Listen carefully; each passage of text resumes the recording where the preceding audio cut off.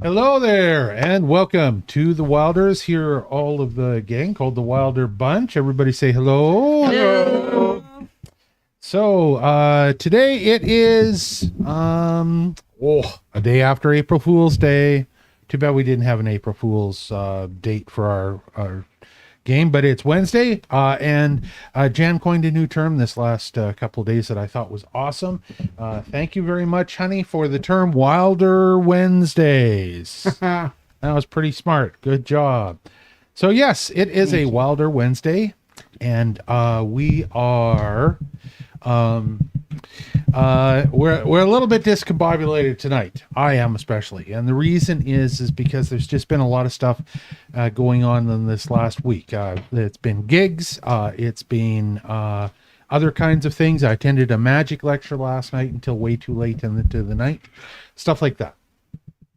And for those that might be wondering about that, I'm not talking about Magic the Gathering. I'm talking about magicians, hobnobbing, magicians and wizards, hobnobbing together kind of thing, which I am.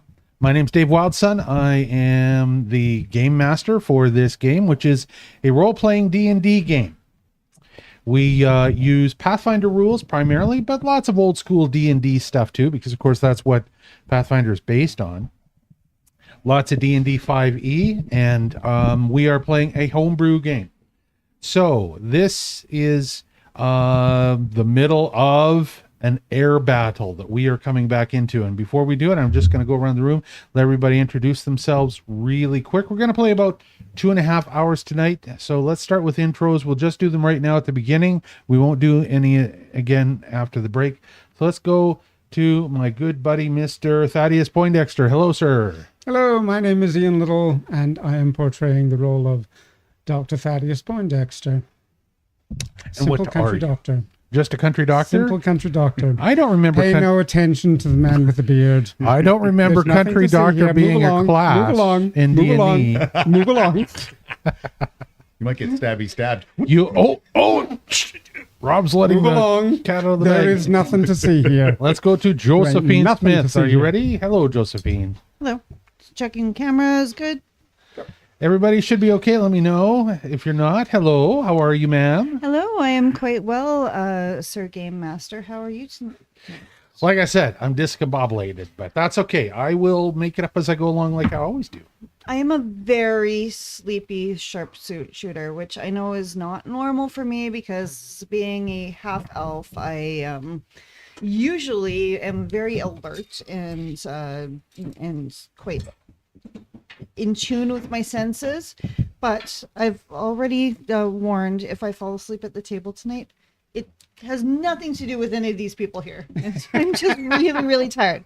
I am a sharpshooter. I'm a half elf. I've got an amazing companion who is a 6 foot tall direwolf named Bear, who is the bestest in the entire world. And I love all of these people. Brilliant. All right, off to Lavinia Rose. Hello, ma'am. Hello, sir.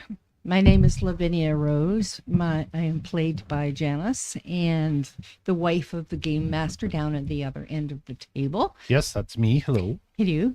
And I'm a death cleric. What does that mean, you ask?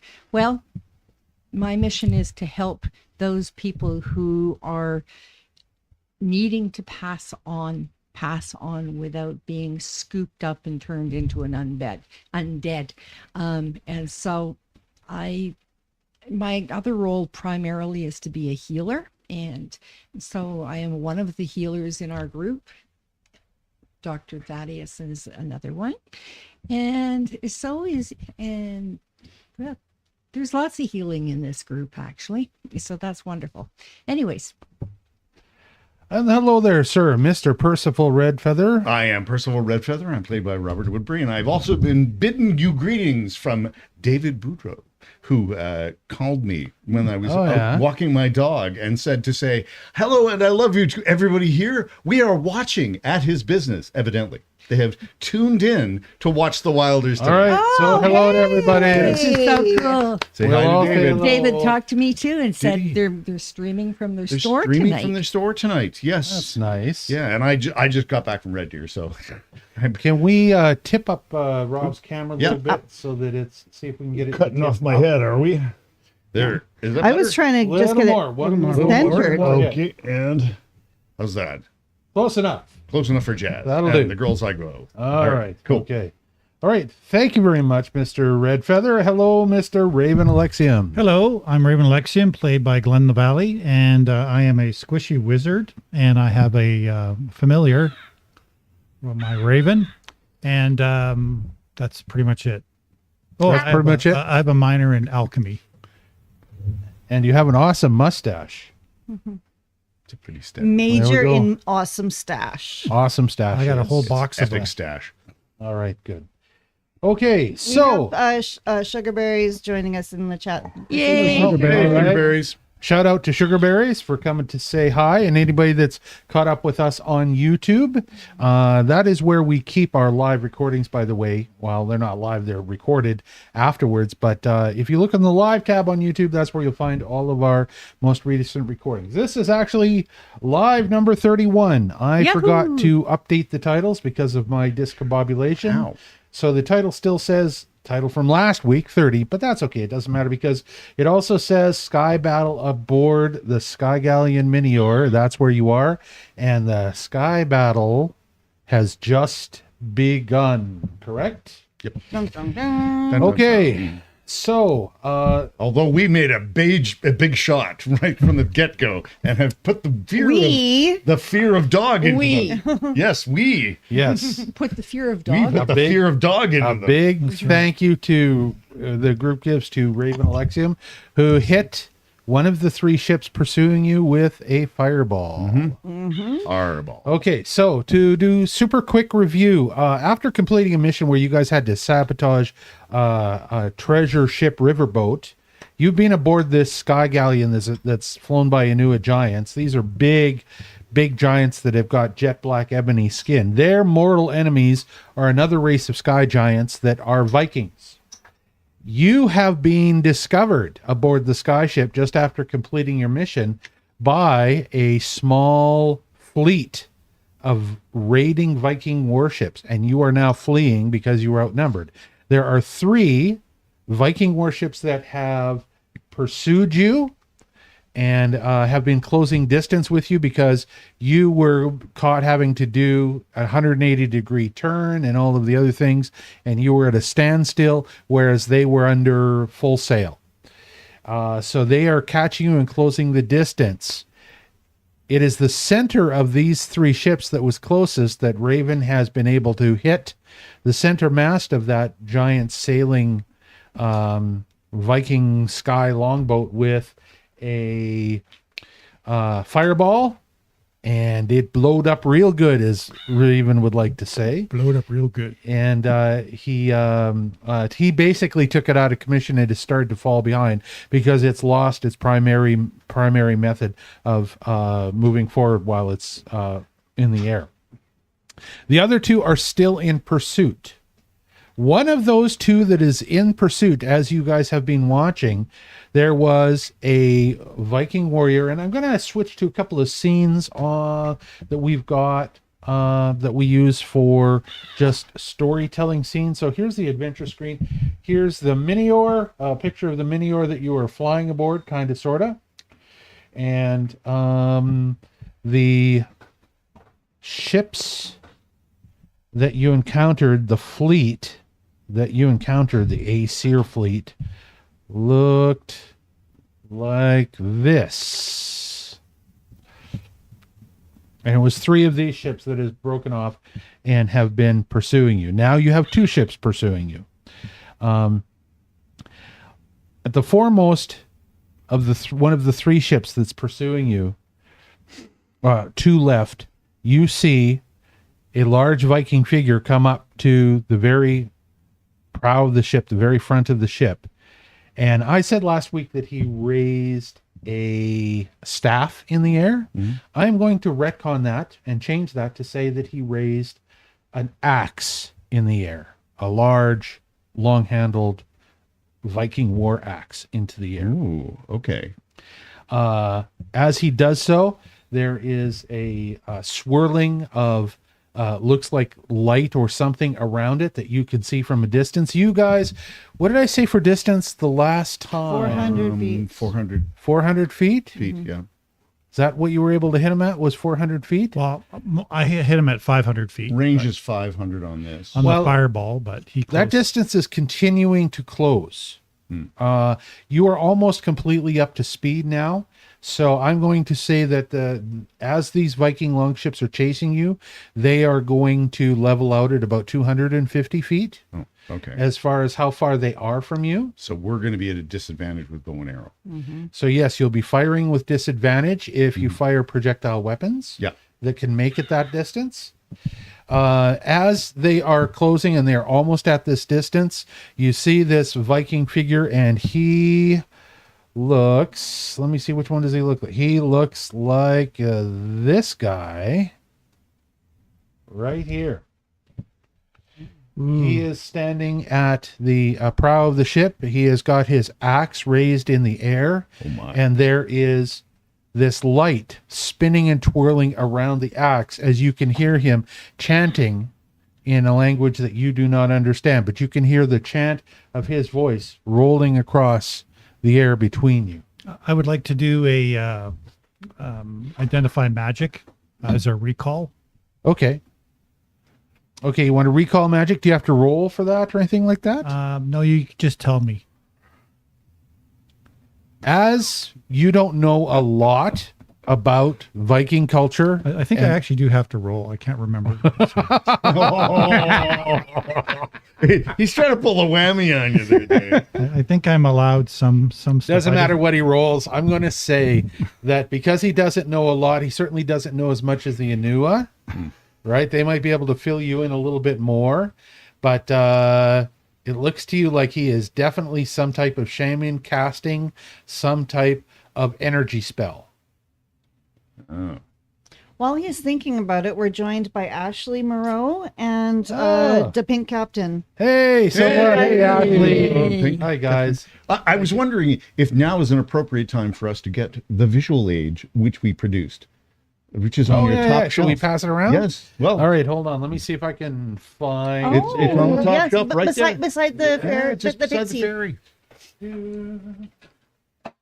Oh, you made something. That was a while ago. So let's show this to the camera. Here is, I got to back up a little bit. Beautiful. Here is a sky ship model that I printed, Ian painted. Rob produced this on his 3D printer and then gave it to Ian, our humble country doctor, to paint up. And this is a model of the Mynnior skyship. That's what we're just going to say now. We're So going to it's paint the true. Mynnior. Okay, cool. Wow. There we go. I was We're going to wondering say it's a whether model this is of a the Mynnior. Viking or a Mynnior. You know. Now, if I could make my little AI generated images look the way I want them to, it would look just like this. Okay. Now, this one has got nice pink and blue colors on it, but we're going to say that's not quite accurate on this model. This model would normally have white sails and a golden hull because that's the way the Mynnior is. That's the way the Mynnior Okay. is. Okay. All I right. can change that. And you want to do that in the next one? All right. So, So we're there going we to make go. this the Mynnior. Cool. You know, I never had this many toys when I was a boy. I know, right? We all feel sorry for you. Poor but we were in the muffin. same Poor position. muffin. Like, really? Come on. And that's not something that we really planned for when we started playing this campaign. My But dad we gave me a have got barrel stave and I so put a teddy many bear on it. That was props about- and toys starting to float around in this game room.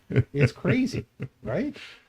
One of the things I love is I look past Lavinia at the couch behind her, and you can just see there the skull of Abuela shrouded in her bag that she sits in, sitting back there, right? It was Cool a stuff fashion like that. statement. Yeah, I think that's a beautiful idea. Also, did we point out Josephine's new poster last time? that we were here? No, we didn't. No. I mean, we did amongst us, but Yeah. We all So acknowledged for it. the folks at home, I know we're kind of deviating from the game just a little bit as usual. But we've got a new poster of Josephine. And if would you mind grabbing it, Rob? And let's see if we can get it shown maybe on your camera. We're going to show a copy of the poster. Here, Rob's going to bring it around, and we'll just try and get it set up. You might have to back up a little bit. Let's turn to it. There we go. There we go. Beautiful. Here, let me get myself out of the way. There is Josephine's poster. We've had this poster that I made of her for the last year, but we haven't had it framed. It's going to be up on the wall soon, and it is quite beautiful. She never misses, unless she does. Unless she gets jostled. My intentions never miss. That's right. That was very nice. That's great. That's great. Tensions never miss. Dave, Yeah. are these posters available for order? You know what? We do have a Patreon. We do have a Patreon page that I never ever update or visit. And it does have some posters available on it. You can do a membership there, and there's a couple that you can download. I'll have a look, and we'll put the Josephine Smith one on there. Give us a couple $1,000. We'll send you a copy of the Mynnior. That'll be great. That's right. One of these. Yeah.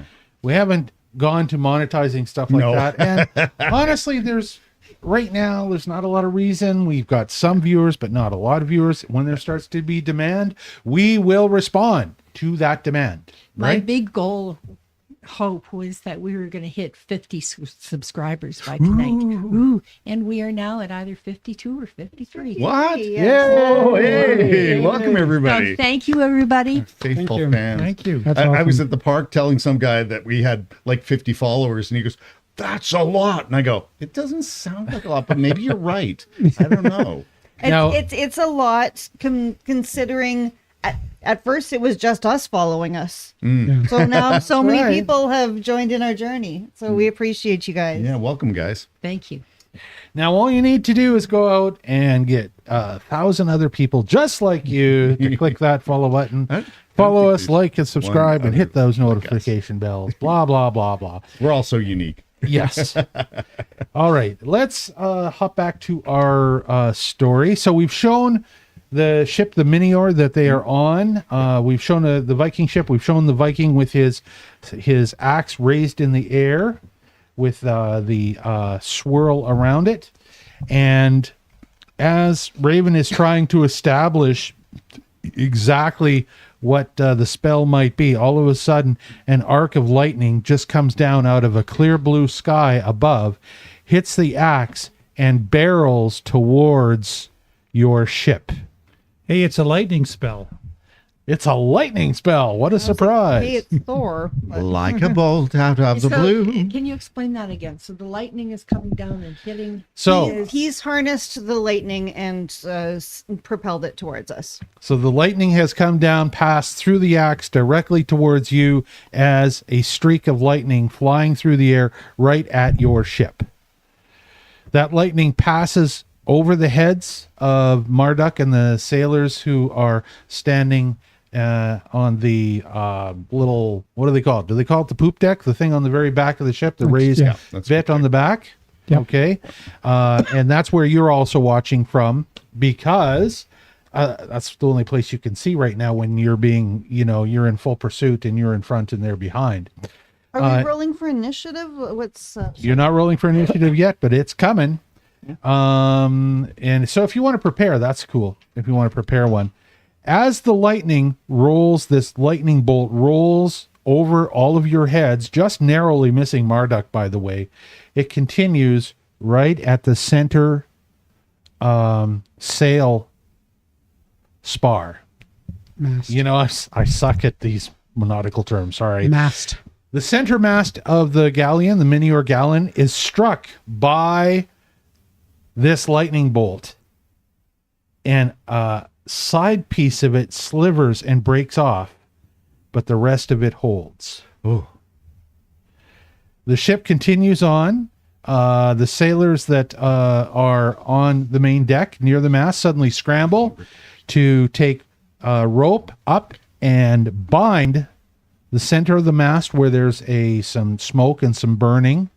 And it's got a little bit of fire on it, but as soon as the bolt strikes, they hit it with a bucket of water, they put it out, and then they quickly try and do a field repair where they lash the damaged part of the mast with rope, binding the splintered off piece off of it. And the splintered off piece is only about 20% of the mast, so the other 80% is still there and intact. The mast certainly is damaged though, and as you can hear the sailors, and Percy, you still can speak Anua right now today, Yes, can't you? I can still speak Anua. So as Percy is on the poop deck and he can hear Marduk talking to the other sailors that are there, they are discussing what the damage is, and one of the sailors comes up from the mast reporting. Apparently he's the ship's carpenter, and reports to Marduk, and Percy overhears this, that there is a crack. They've got it bound, but there is a crack, and if there's another blow to the mast, he doesn't know. He estimates it could be 1 in 3 blows to the mast, and it could topple. So. The Mynnior ship continues on. The ship behind you is continuing to close distance, and now it is a race of patience. You got a question? Are we within range of our blaster missiles or their weapons on the Mynnior? They close, and they are 250 feet out from you, behind you. Okay. They are not able to close the distance any closer than that. Okay. Woods craftsman friend, do you have anything that resembles wood glue in your inventory or repertoire? Let me just double check. Because we could throw some of that and then Relax. if it can take like a couple years or a couple hours to cure or whatever. But I mean, we're in the middle of a battle, but the best I can probably do. It still could be a couple hours between shots, you know? The best I can do is to apply animal glue with leather on top of it and bind the whole thing with leather, squeeze it together with our, by offering a twist clamp. Would you mind doing that and offering that to them? Because I'll just take them to use some of their strength. Yeah, to if help do it as I well. use leather straps that we have from what was it, the frog? river frog? Yeah, so I we have a crowbar if you need to use and it to yeah, we torque. could use that to torque the leather straps, and so we apply animal glue and torque the straps, and I would ask the Inu to help me clamp the what's this? This is a vial of everlasting adhesive that I made. We didn't use. Oh, let's use this instead of animal glue. Blurp, blurp, blurp, blurp, blurp, blurp, blurp. Okay, Anua, pull together. Let's clamp this. All right. So are you telling Marduk this? Are you offering this to Marduk? I'm telling Marduk this, and I'm offering. Can you get your crew to help me with this and clamp it? It only covers a can single just back. square foot, so you'll probably need all of them. Well, I have How 4. long We're was talking was the about crack? 10% of the 20%. thing, so it's So 20%. Yeah, 20%. it's a giant's ship. It's Yeah. a giant ship. So the mast Yeah, It's massive. is yeah. approximately, I'm going to say, This room. 5 feet Okay, in radius. okay. Okay. And do you guys have any adhesive that we can use? I'll give you all 4 of mine. We'll use all of yours and anything that the Anua have. Well, also you said you do have animal I have glue. animal glue, which is like common. Okay, so you offer to Marduk. Marduk looks at you, looks at this container that you hand him that fits easily tied down in his. Four of them. There's 4 of them. Oh, he takes the 4 shot glasses of glue from you, smiles You've at been you, sniffing pats glue. you on the Yeah. hand, very seriously hands them to the carpenter, and kind of nudges him as though, humor these guys and go ahead and take this. The carpenter takes them, looks at Marduk, and he's like, oh, okay.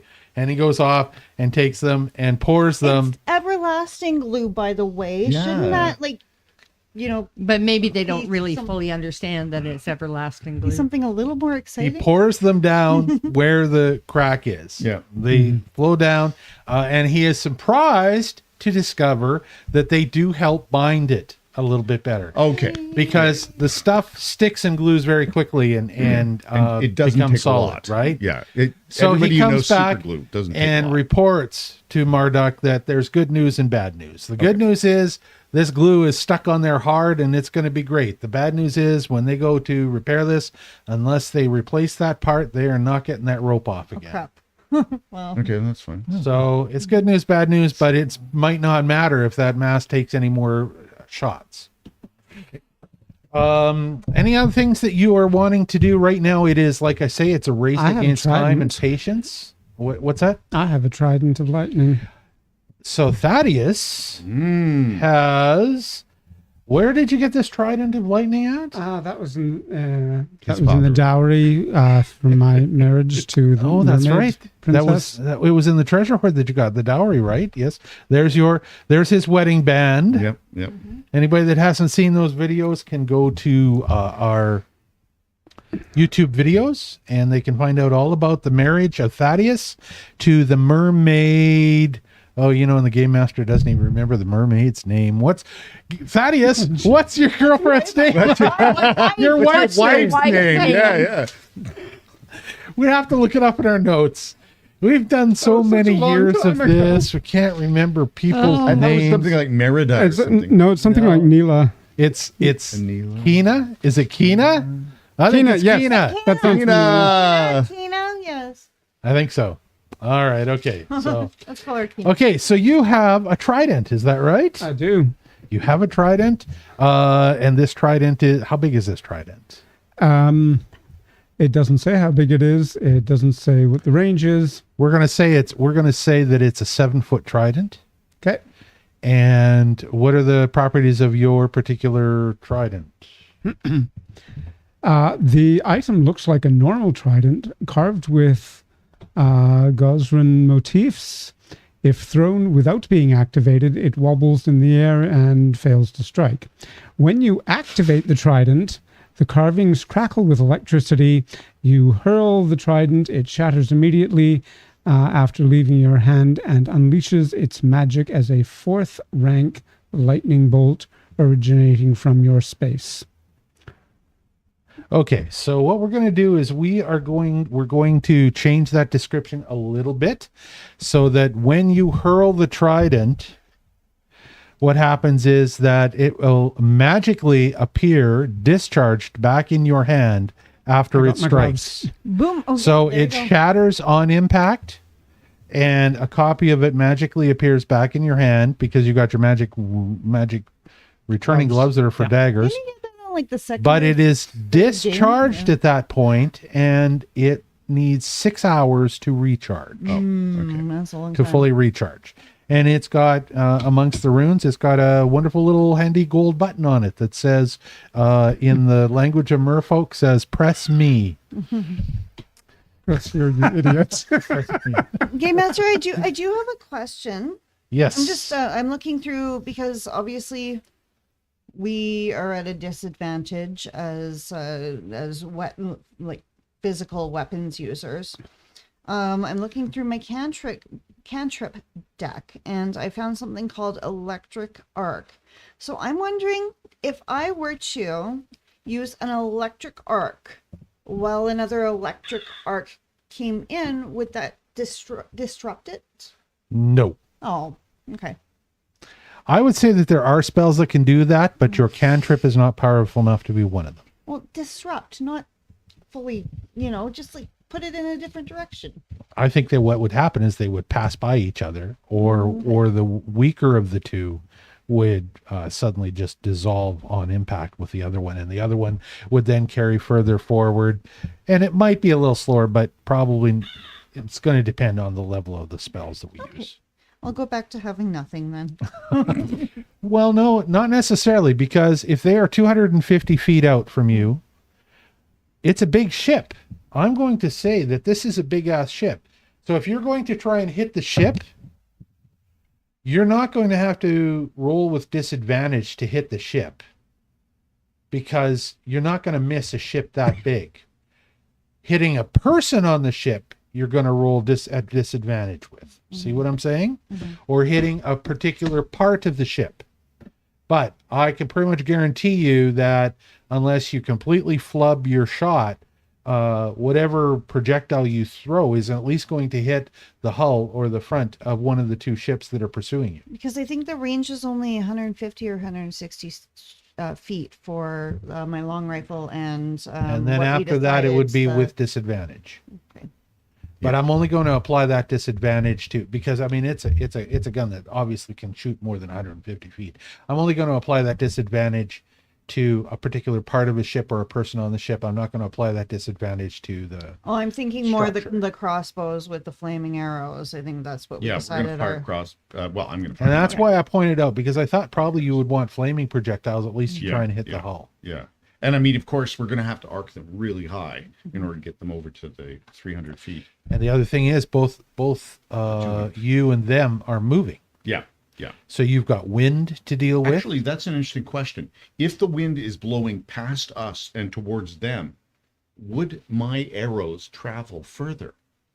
The wind is blowing in your favor, so okay. it is blowing past them towards you. Oh, past them towards. So you're going to us. be firing into the wind, Okay. because it is a northerly wind, Okay. and you are headed south. Oh, okay. So Dave, just really quickly, just because the pink captain is saying like he actually really wants that poster, he can download that on Patreon, right? Yeah, and if you cannot, Or we could just send him a free link to it since he's sending us exactly. some figurines. Now I might not have it uploaded yet, but if I don't have it uploaded, I'll get that on my to-do list in the next couple of weeks and try and get it up on there, and then set it up as a download for anybody Yeah. that's interested. I mean, if that's what he would like, and he's sending us all these figurines, I think that's a nice. Now, awesome. dimensions of that poster right there, that Oh, as it's printed, yes. are like unusual dimensions. It was very difficult to find a frame for it. So the dimensions of that particular poster are 24 inches by 24 inches, I think. Where is he located? He's in Ontario. Okay. He could always put it though on a poster board and mount it that way. And And you if can don't want once it you've got framed. once you've got the file, you can make it whatever size you want, because it's just going to be a downloadable file. yeah, when I Okay, worked in thanks framing, for we had answering something that called question. buffalo board that was about this thick, and you could mount you using heat seal mounting. You could mount a poster onto it, and then we'd trim it down to fit whatever size the poster was, and it didn't matter. You didn't have to frame it. Yeah. You could just put a black tape around the edges, and it looked very attractive. All right. Yeah, Raven. So I'd like to do something. Are you done Okay. with your trident? I haven't done it yet. He hasn't started with his trident. I don't know if it has the range. He will. I'm going to say yes, because it's a lightning spell, that it's got a range of 300 feet. Okay. Well, I'll wait till you're done and then I'll do a thing. Because here's the problem: if we start to apply a lot of, I mean, the distance limits that work on land on a regular D&D map are fine, but now if you're in the sky and you're trying to use the same distance limits, it's not as practical. So that's why we're just going to kind of change things on the fly, because you're dealing with, just like you would on the ocean, you're dealing with greater distances for your projectiles to fire and for your other things. Now, I don't know, but I think maybe your guns need a review as far as how far they can shoot, because they should be able to shoot a lot further than something other than, let's say, a longbow. Yeah, because You know what I'm saying? a standard sniper rifle has a range of about 3,000 feet. Yeah. But you don't use that. These are because it's old crazy. fashioned ones. Yeah. But even old fashioned ones would have a range of 500 to 700 feet. 500 to 700. Easily. Right. Yes. So I'm going to say that if you're using your firearms, you're not gonna have to roll with disadvantage. You're still gonna need to roll to hit. Now I have a shotgun, so it's going to have virtually no range. It's got So chit for range as And a then shotgun. my Pistols. pistols still They're short range as well. short range. Okay, so But they're Mabel, I'm going to say you could hit something 300 feet away, no problem. Yeah. I'm going to say that the same is true of your shadow bow. Okay. Because it is magic. Yeah. I'm going to say that, and you've got to deal with the arc and stuff like that. So you're going to be able to hit it, but like I said, it's going to be disadvantaged to hit a person on the ship, but not to hit the ship. Right. All right. Thank Okay. you. So let's go back to Thaddeus, please. I Yep. want to go back. We got sidetracked. I want to go back to what Thaddeus is doing with his lightning trident. Yep. So I take aim and press the button and hurl the. Okay, so there are two of the three Viking ships that were following you. Yep. One has pretty much stopped in midair and has been left behind. And Yep. you can see it far back in the distance. It's probably 2,000 or 3,000 yards back in the distance now, or feet back in the distance, as the other two are coming forward. So you have one on the left. As you are facing it, there's one on the left and there's one on the right. It is the one on the left that still has the Viking shaman standing at the prow of the ship with his axe. That's the one looking I'm going out. for. Yep. Then there's the one on the right. The one on the right is, I'm going to say, about 20 or 30 feet behind the one on the left as it is coming forward a little quicker.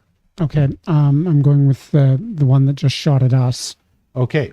All right. And where are you going to aim? You've got, from what you can see, you've got the mast, you've got the front of the ship, and you can see 3 or 4 Viking giant figures standing at the very, very front of the ship. The foremost one of those is the guy with the axe, Sails. as per this image that we have. I'm aiming for the sails. You're aiming for the sails. Yep. Okay. All Which right. would be on the mast Which would be on the mast. That's right. Okay. and a bigger target. On the mast. You're going to aim for that. I'm going to say you got to roll to hit, correct? It honestly doesn't say. They roll DC 25 basic reflex. Well, to they, save. they have to reflex beat saves. a 25. Yeah. They have to beat a 25. We're going to say because it's a ship that you're shooting at Yeah. that doesn't have really good reflexes. We're going to say that it's not going to do that, but you're going to roll to hit to see if you crit it Right. or if you accurately hit where you're shooting. Yeah. So if you fail the hit, and then you're going to hit some other part of the ship, and but if you hit it where you want and you crit it, then it's going to do double damage. 15. 15, I'm going to say, is a successful hit. I'm going to roll to see if it actually hits the right part of the ship that you want it to hit. So we're going to say that all you got to make is an 11 or higher. Difficulty check 11 or higher. Here we go. You made an 18, buddy. You hit the center of the sail, right in the middle. Yes, With indeed. your lightning. Ah, As it hits, a hole begins to appear in the center. You do not damage the mast on the ship, but the hole begins to appear and there's a little bit of flame. And within moments of your shot hitting the center of the ship, you can see buckets of water. You can see water being thrown from buckets up on the sail to douse it and make it wet and put out the fire that has started on the sail. And the ship starts to lose because it is suddenly got this hole in the middle. I'm going to say that hole spreads out to be about 4 feet across. The sail spills its wind, and that means that the ship starts to lose a little bit of its momentum. As you guys are watching over the next 5 to 10 minutes, you see something very hurriedly happening. Another piece of canvas is being hoisted up in front. No, I'm going to say it's being hoisted up behind the sail, and you can see them trying to get a piece of canvas patch that the wind is going to press against that hole to catch the wind again. but would Raven's action be before that happens? Well, I have a thing I'd like to do as well. Okay, let's roll for initiative, Yeah. and that way we can start to time all this stuff out. Okay, Yeah. while we're rolling for initiative, the Pink Captain did some research. The The rifle from Sharp's rifle from 1874 has a range of 1,000 yards, aka Oh, there we 1,000 feet. go. Using a Kentuckian long rifle is 400 feet average used in War of 1812. We would have been way past that. Oh yeah, for sure. So, would we say at least 450? He is awesome. Thank I you. know. That's Good good. job, That's Silva. excellent Thank you. information. All right, yeah, we'll say 450. That sounds good to me. I'm okay. I'm going to say 500 actually because it's the 1890s. I need to set up an encounter here, so I'm going to make one. And they've got a little bit different thing here. Let's get you guys on here. This is what I was working furiously to try and get completed. I guess why don't I show you? We have a map of the Mynnior, and I guess what I'll do is I will also just go to GM screen. There we go. So we have a map of the Mynnior here for you, and Can you get it on the back as yeah, well? let's get it on the back screen too. Stop. There we go. Is it up on the back? Yes. Yes. And it should also be on the table. Yep. Yep.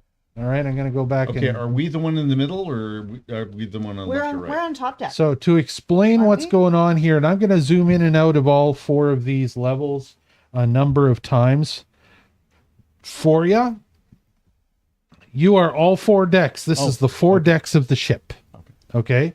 So to understand what's going on here, the top deck is the top, and I'm changing the position where the cannons are. 4 golden lightning cannons are at the prow of the top deck of the ship, as you can see here. This little round bit here, that is the center mast of the ship, right here. This is the center mast of the ship. Here's the access to the cargo hold below. These are the cannons. These are some sailors that I've got on here. Here is Marduk and a couple of sailors that are on the rear upper deck of the ship. And here is the second level of the ship. These are hammocks. These are the hammocks that the sailors sleep in the various quarters, and that's why you can see there's a number of them here. There's a kitchen here, and then there are more on this is the very lowest part of the ship, and you can see there are actually 2 trapdoors in the bottom of the hull of the ship, and this gray stuff is the anchorite stuff around it. Here is the deck below the crew deck, and this is the deck that has got the giant cluster of the crystals in the center, and it's got heavily armored walls. It's got 4 little peep portals that they've got telescopes out of, and a couple more here. A couple of stairways coming down from here. It's got some storage and some more bunks here. It's also got a couple of little spots that have got little portals for these guys to look out of. From these 2, these would be like first mate and second mate bunks. So Which that's is the cook's your ship. The cook's cabin where we sleep. The cook's cabin where you sleep, the one that you've been given is this little one right here. Okay. And this is where the cook and his cabin boy both were sleeping. And they have vacated that, and now they've got their hammocks elsewhere that they're staying in. So that gives you a basic layout. But you know what? You guys are not on the ship. So we're going to go do that now. We're going to put you up here with Marduk and his first and second mates who are here on the ship. So we're going to just grab all of you, and we'll just put you all along the edge of the ship. And look at this. Oh, I did. I love the fact I accidentally did 2 Josephines. Josephine and her clone. And we're on the very top deck. You're on the very top deck here. Yes. Okay. Now this map that we're using does not exactly suit my needs perfectly, so we're just making do with what it is, right? And David we're going from the to land of Saskatchewan is cheering on the Wylders. hooray! Hey, David! David. Thank you very much, David. Thank you. Okay, so where were we? GM screen? Yeah. Yep. Who am I missing? I still need a Raven, don't I? Yep, I need a Raven Alexium. Okay. Everybody needs one of them. Everybody needs a Raven Alexium. So there are the 4 of you, but besides you, That's funny. we have a big old bear dog. Where's Yay. Woofer? There he is. And we need a little a raven. Book. Look at that little raven. He's so small. He's a tiny creature. Raven and Raven Jr. Oh, look at this. This should say Marduk, not Anua Mage. And let's fix that. Token.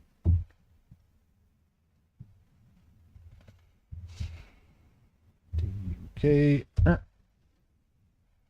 Wait, don't give me this stuff. Just update the token and be good. There, Marduk. Anua Sailor, Anua Sailor. Okay. I haven't given anybody else personalities yet. I would like to get that done. Maybe by next week we will get that done. So that's where you are. That is the layout. That's everybody that's currently on these ships. I haven't populated these lower decks yet with sailors, but I'll do that as we roll along. Questions, stuff, plans. Initiative. Initiative, that's right. Duh. See? I got no brain today. I have no focus. We are doing initiative, and I needed to put you all on here because you are all going on the initiative. Dun, dun, dun. Let's get... Where's the little cross swords thing? Let's get you all on here. Collapse this. Boom. There you are. That's all the sailors we're going to put on here because it's just too tedious to have too many others. So, rolling for initiative. What did everybody get? I got a 25. I got a These are 27. including your bonuses, correct? Indeed. Okay, so we got a 25, Lavinia. 27. Lavinia I has got a 20. 7, so she is going to be above Percy. Brr. What did you get, Raven? 20. 20. Okay, so you're in a good space right there. We'll keep you there. Josephine, 18. we're going to keep you exactly where you are. And Thaddeus, 19. 19. Where are you, Following me Thaddeus? down to the bottom. Oh. That's nice. I love following up. So the you're lead- between or the- Raven and following up the Josephine. rear. Okay. And Bear is going to be... Oh, should I roll for him? I'm going to take the little Raven off of here because Raven's... Our companions always follow directly Right. after Yeah. us. Fine. So I'm just going to put Bear with Josephine. I like to make him independent sometimes. Not really, but she will in a minute. Okay. I have a plan. Okay.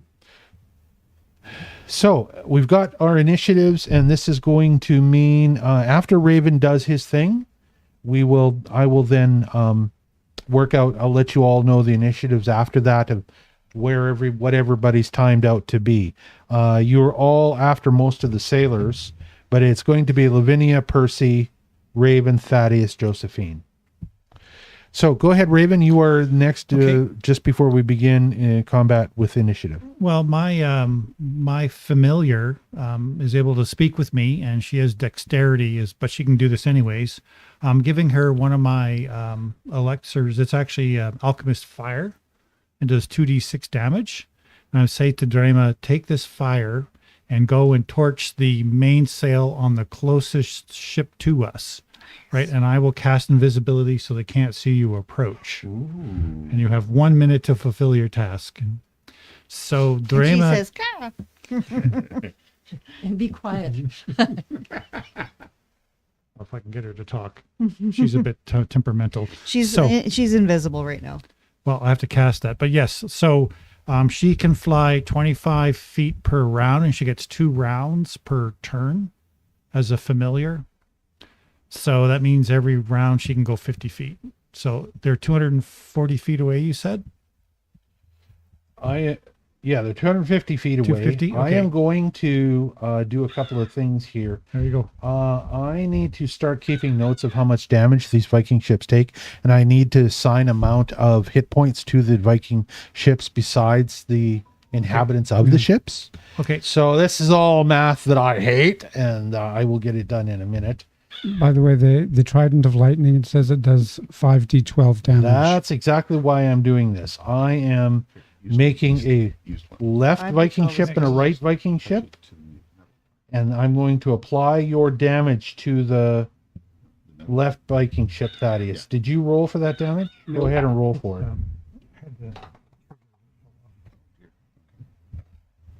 To fix that later. Thaddeus, Thank you. Trident. I can use this too, I imagine. Yeah, anything metal. 6, 3, 4, 5, 6, 6, 3, 12. We all struggle to do the math in 9, our 6 is heads. 15, 21, 24. 24. Thank you. All right. So 24 points of damage from Thaddeus's Trident. And the saved. And the alarm goes off. And then Raven, let's talk about what you're doing with your spell. And then after that, we're going to be going for break in a few minutes. Okay. We started a little late, so, we're going for break a little bit late too. Go ahead. Say what you were going to say. Well, I'm going to cast a invisibility level 2 spell on my familiar. So now she's invisible, holding a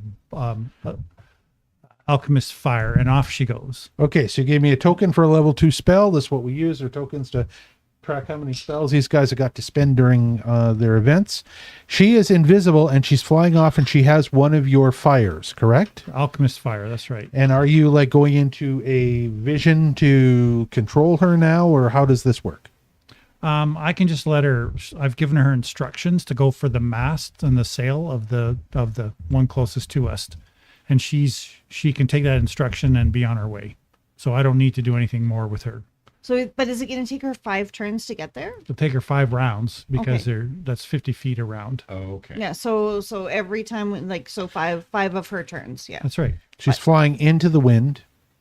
I'm not going to say that doesn't matter. If she was flying with the wind, I would have given her a little bit more speed, boosted by the wind. Okay. But flying into the wind, I'm going to say no. She can fly into the wind, and that's the limit that she's at. That's fine. Okay. All right. So that's going to take a couple of turn rounds, correct? It should take 5. All right. Okay. Anything else you guys want to do before we actually begin combat and initiative at the beginning of our next game session? It's going to be right after break. I just want to make sure that Bear is harnessed, because I might need to, gallop Okay. across a ship for whatever reason. That's all. Okay. All right. Okay. So you make sure that Bear is harnessed. Saddled, I guess. Saddled. Yeah. Anybody else? Ideas? Not yet. Okay. We have just had our alarm go off. It is now just going to turn 8 o'clock Mountain Standard Time. So we've been playing for just under an hour. We're going to take our 15-minute break. We're going to be back at 8:15. And we're going to pick up the game there, and we'll be in full combat at that time. And we'll see where it goes from there. All right. Thanks very much, everybody. Thank We'll you. see you in 15 minutes. For those of you watching the recording, you're just going to be able to just skip along on the recording and pick us up in 15 minutes as we start again. See you soon.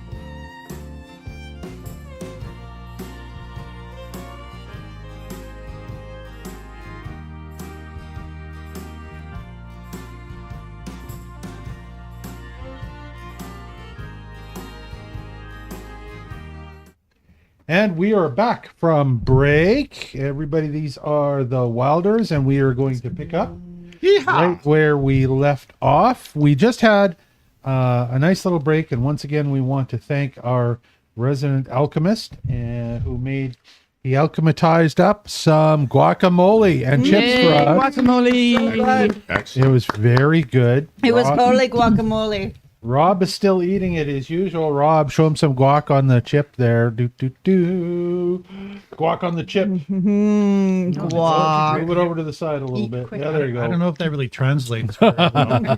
Anyways, it's awesome stuff, and we love it.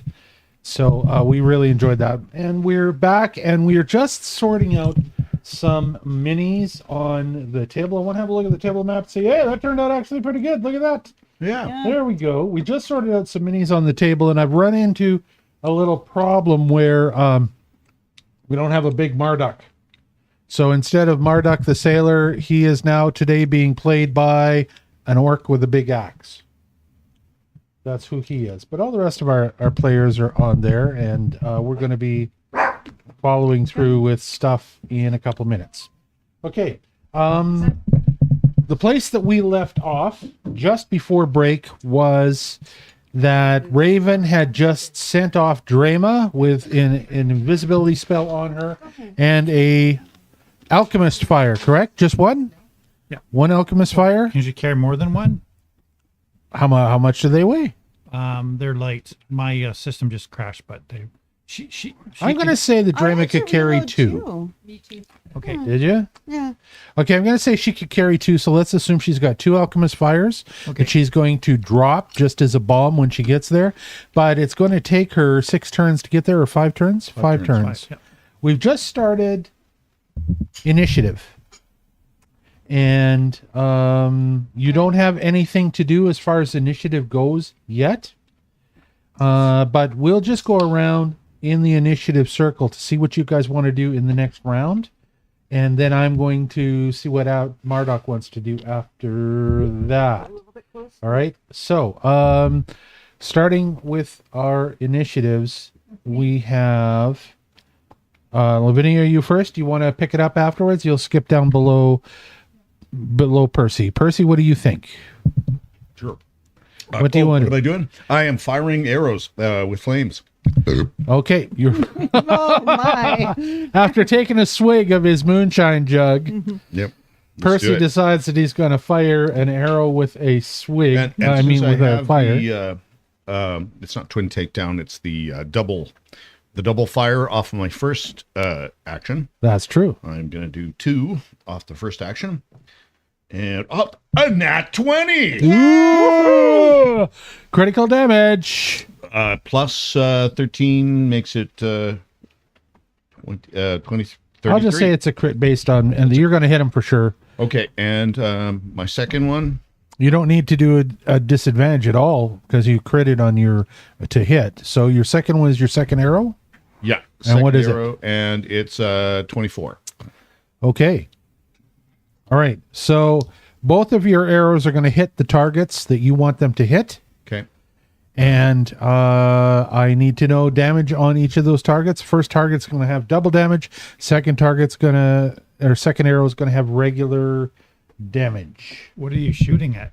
What are you shooting at? I am shooting at that wizard dude. Now we should have probably had that, target selected before firing, but okay, we'll go with that. And I'm going to choose him And as my. is he close He is enough? chosen as my. Close enough for you to fire against? Yes. We've 250 established yards with a this. block with his Thank you. shadow bow. Sorry. Yes, Okay. I mean No, we 250 established that feet. before the break. And he is my hunted shot. Okay, which is one of your abilities as a ranger, right? Yep. And what do we got here? Shadow bow. Its damage is. Silva says 8.5 from the Canadian judge for the burp. You can do better than that, Rob. Usually, no. You know, I can. I usually can. Let's just accept that he can. Yes. Yeah, I'm prepared to go with. Yes. No, you don't need Please to no. prove. Why aren't I seeing anything? I have to decide if I should enter the competition now. We'll see. I'm drinking some pop. Well, while Rob's looking this up, just deadly a little. D6. So additional custom damage, base damage 1d8, additional custom damage 1d6, deadly d6 1d6. So because it's crit. Ooh, this is interesting. Okay, so what does that deadly d6 do? All right, you figured out, Amanda. You wanted to say Okay, something. yep, go. I just wanted to say a quick hi to Pete because we noticed you were here on our break, but we didn't get a chance to say hi to you on camera. So hello, Pete. Pete. Hey, Pete. Hey, Pete. It's good to see you. Good to see you. All right. So, what's your total damage from your arrows? Are both arrows going to hit this shaman? Yeah, he's my hunted shot. Okay, he's your hunted shot. So, all right, what's the plan, man? 16 points from the first arrow because it was double damage. Okay. And on the next one, it is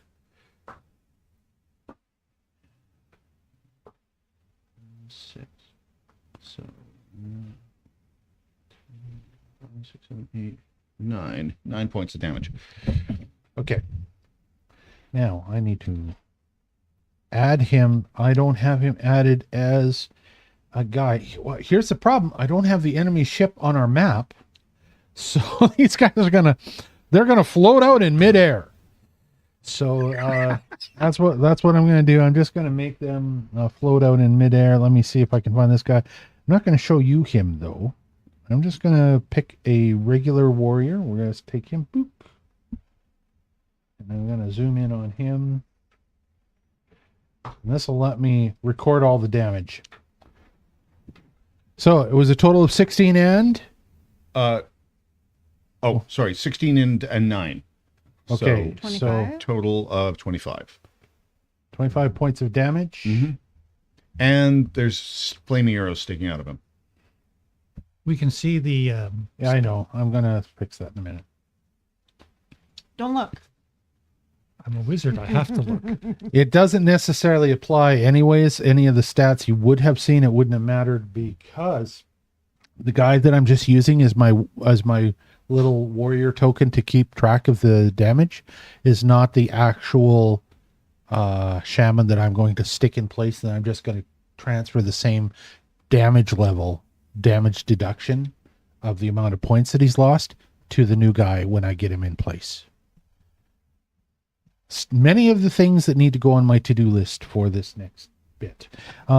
Stuff that I want to show you, though. I'm going to show you. How come?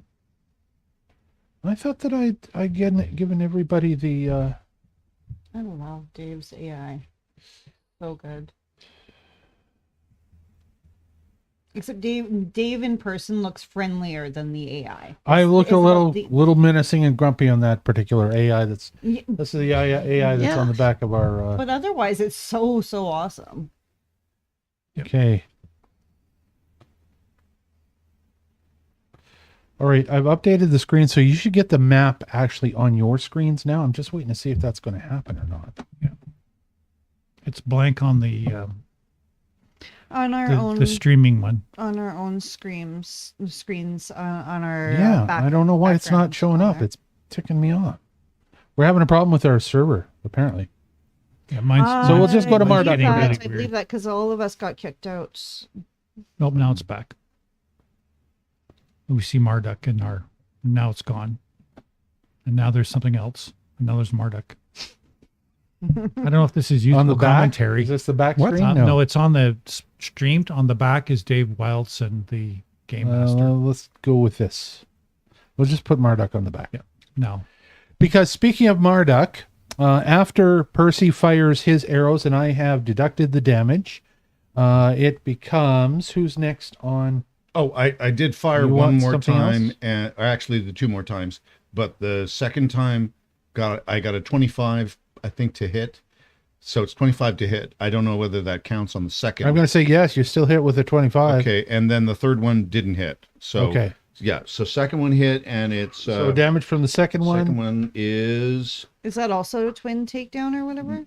well, that's no, because it's twin takedown on the first On the first, okay. round, and then I get two more. So, but so 6 plus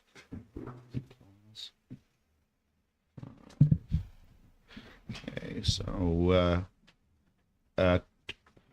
15. 15 more points of damage. Okay. Wow. Wow, you nailed him. Woo! Okay, I will deduct the extra 15 from him. And as you see a look of shock and surprise, and you hear a bellow come across as you see one of the arrows land and pierce him in the shoulder, and the other one, to a lesser extent, hits him in, sticks in between a couple of the armor joints on his breastplate. Okay. They obviously haven't done grievous damage to him by any means. They've only done minor damage considering his size. But Well, even if we just piss him off, that's good. Well, that's right. Even if you just piss him off. He's already pissed off, hence the shooting. When they get angry, they make mistakes. I'm going to jump back to. Are you good to go, Lavinia? Is there anything you want to do or say? What do you think? I just wanted to check with everybody and see, does anybody need any healing before we go into all of this? I'm good. Everybody's We're- good? We're all right. Okay. I want to be able to, what is the distance of this great big dude from us? 250. The Viking warrior? Yeah, the Viking warrior. He's 250 feet away. All right, so I'm not within range to do what I want because I wanted to do the magic missile, but I think they're... Yeah, I don't think you can stretch to 250. Yeah. You'll have to tell me what it says on your 120. on your spell. It's on your 120. spell. It's 120? Yeah. I'm going to rule. Now, normally magic missile has no to hit, right? Right. If first of all, you've got to decide whether it's going to be worth it to spend the spell slot to do this. Okay. But I'm going to rule that if you want to try and fire those magic missiles, that 250-foot distance, you can try and fire them with disadvantage. So you'll have to, instead of normally with magic missile, you would actually not even roll to hit. Yeah, it would just do I'm damage. not going to do it until... You could roll to hit with them with disadvantage at 250 feet. But I would be included. But you'd be blowing a spell slot if you miss. Yeah, I'm not doing that yet. Okay, fine. All right, next up on our list. Oh, you know, if I begin the encounter, then it'll do the whole do-do-do. How come we don't have a... It says not started, but it won't show me the thing to start it. Raven, on the back of your laptop, Technical, is that stupid technical the problems. pterodactyl in the top? Is that Petrie from the Neverending, or not Neverending Story, Land Before Time? It is some stickers that a Comic-Con dude sold me. Oh, okay. So I think these are all his original designs. Makes me think of Maybe- Petrie. Do you remember the Land Before Time? I do, yep. No, these were just really cleverly done, so I thought I should get Nice some. art. Very Yeah, nice. it's They're art. very art, nice. yeah. Yeah. Oh, that's awesome. I was impressed.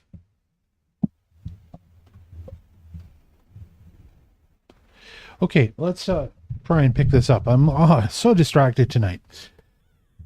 Next up on the list of people to do things is Raven again. Raven, what did you think? Okay, I'm going to take one round or one action to ask one of the new warriors what is the biggest fear of that these Vikings have? Like, is it a creature, or is it fire, or is it frost, or what are they afraid of? The biggest fear, as you ask, Would have to ask me. yeah, I guess you'd have to ask through Percy because Oh, he's yes. the one Oh, that I'm speaks sorry. that Yes. that language.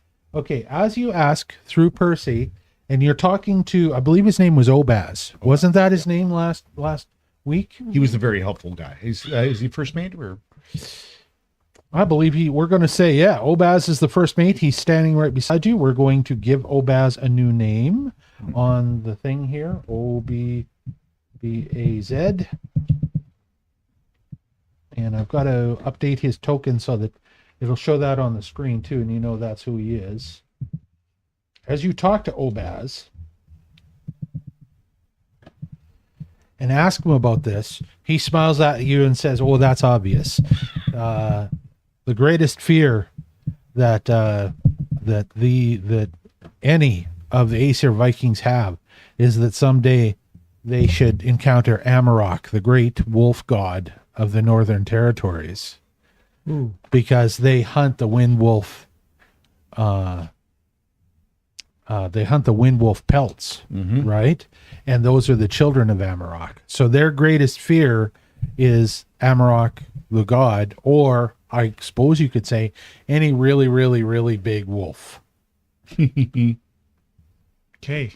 So I'm going to Who knows cast a really big wolf? a level 2 spell, an illusion, on the front of the Viking ship that is got the mage on it. And I'm going to, it's a 500-foot length. And the Okay. illusion will be of a giant wolf. I think it's got a 20-foot burst, so it's a pretty big wolf that I cast in front in a menacing look. Okay. So you've never seen a picture, or you don't have a picture of the actual Amarok. So you're going to have to try and tell me and make up exactly what the features of this wolf is going to be. The thing about it is, of course, that maybe the Aesir Vikings don't have an actual image of what Amarok looks like either. So they might buy it, they might not. What color is this wolf? He's going to be the color of the Here, clothes I've that they're I've wearing. had on Percy instead of Raven this whole time. Sorry about that, folks at okay. home. Sorry about that. Well, I have to talk through him anyway. But Okay, so so he's going to be wearing the color of the cloak that the Vikings are wearing, because I can see them from here. that's true. Okay, so he's going to be a large white wolf. That's right. And what size is he? Well, he's the maximum size I can make him with my spell, which I can tell you in just a moment here. My system decided to freeze, so I've got to bring it up again. Feel free to Okay. gather Illusionary other object. physical characteristics from our buddy Is he Bear. all white? I'd say his face is darker. Okay. And what about eyes? His eyes are flaming red. Flaming red. That's right. Okay. All right. And his hands, rather than paws, are actual fingers. Ooh, his hands are actual fingers. Okay. All right. You're going to have him appear right on the ship?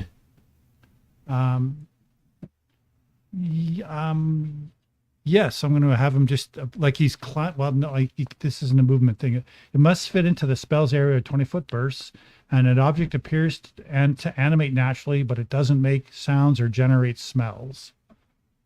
Okay. Any creature that touches the image or sees the seek action to examine it can attempt to disbelieve your illusion. Right? All right. Okay. So you're going to have this appear on the front of the ship? That's right, as if it came from the clouds. Gotcha. Okay. All right. Okay. As you make it appear, you don't have to roll to do anything. You just cast the spell and it actually happens, right? Yeah, and it lasts 10 minutes. Okay. As you cast this spell, everybody that's on the deck of the Mynnior that's looking backwards, all of your party and the other sailors, you hear a couple of them comment in surprise as this giant white furred wolf figure appears on the front of the ship. You hear this huge shout, a bunch of babble of voices coming from the Viking ship, and you can see it actually start to waver in its path forward and slow a little bit more as it deals with whatever this apparition is. The Aesir Vikings are certainly superstitious, and they can tell pretty quickly that this is an illusion, but they consider it to be a very, very bad omen. One of the things that probably they would, and you don't know this for sure, but maybe one of the things that you hope is that they're now aware that there is, based on the fireball that's come out, based on the lightning, based on the now the image, they're quite aware that there are powerful magic users on the ship in front of them. So they slow their pace a little bit to get a little bit more distance, and they try firing one of their big rocks with a flame attached to it at the ship again, trying to hit the back of the ship. At our ship, obviously. At your ship. And it falls short and misses the back of the ship and just plunges down into the atmosphere below the ship. Anything else that you're doing? End of your turn? That's the end of my round. It is now Thaddeus's turn and then Josephine. There's not much I can do. When the big rock was coming towards us, I was thinking of using the Ring of the Ram to divert it, put it off course, but it fell short, so I don't need to do that. Okay. All right. Josephine, what do you think? She's got a smile. She has a plan. I know I know what you look like when she's got a plan. What's your plan? So thank you to our friend Wizard for the excellent idea. As you know, I have harnessed Bear, and I am currently sitting astride him. Maybe they cannot see him. So I reach into our party stash and whip out 3 in each hand, flour-filled eggs, and smash them on Bear. And then, so that would be, what, 1 move, 2 moves? I don't know. The third move, I'm taking Mabel, and I am trying to blow a hole into this shaman type guy. So I'll roll for that. Okay.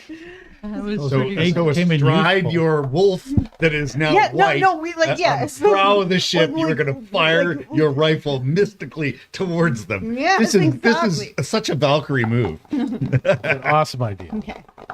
So roll to hit. I rolled an 11 Plus 11. plus, what would it be for? I think you have a 13, a 12, or a 13 yeah, you've for got your, something like that. your hit bonus. With Mabel, yes. 14. So You have a I 14. rolled a 25. Damn. Okay, you make it because you had to make 25 to do it. Just So, barely. So you 11 hit- and 14, yeah. You hit what Okay. you're shooting at. And then for damage, it's going to be 2d10 plus 4 fire damage. What are you shooting at? At the shaman. At the shaman? Yeah, I'm trying to blow a hole He in the is shaman. no longer visible on the front of the ship since the wolf appeared, but there are 3 others that are there. I'll take the next one. And he also got Next shot with one. flaming arrows. So. Yes. And that's how you know it's not him that's up there. It's getting hard to see him because the ship is backed off a little bit. Yeah. But you can clearly see that there are 3 other figures that are at the front of the ship still, keeping lookout, just not the one that had the big axe and had that particular look. I will shoot for the next more important looking one. Okay. All right. And I'm going So to I make him. rolled a 25, and then I'm going to do, it's 2d10 and 1d4. Could be potentially some real damage.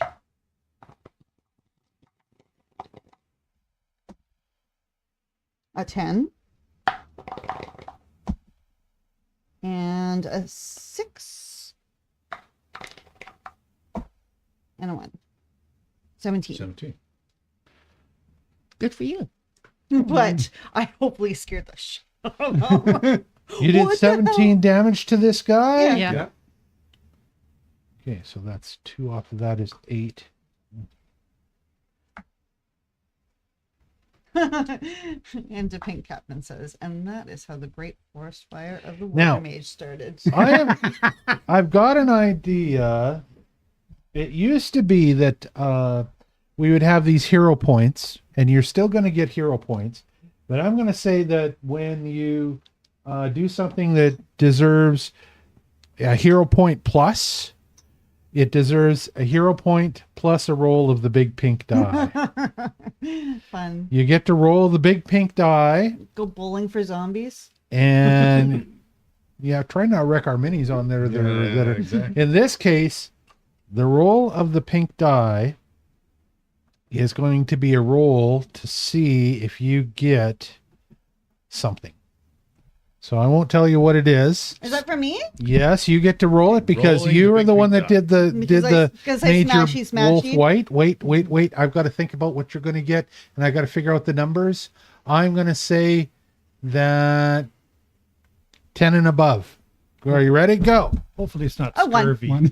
Oh, all right. But I mean, it was paused on an 18 on the camera, so you know. okay. Hit the camera tripod. But that's fun.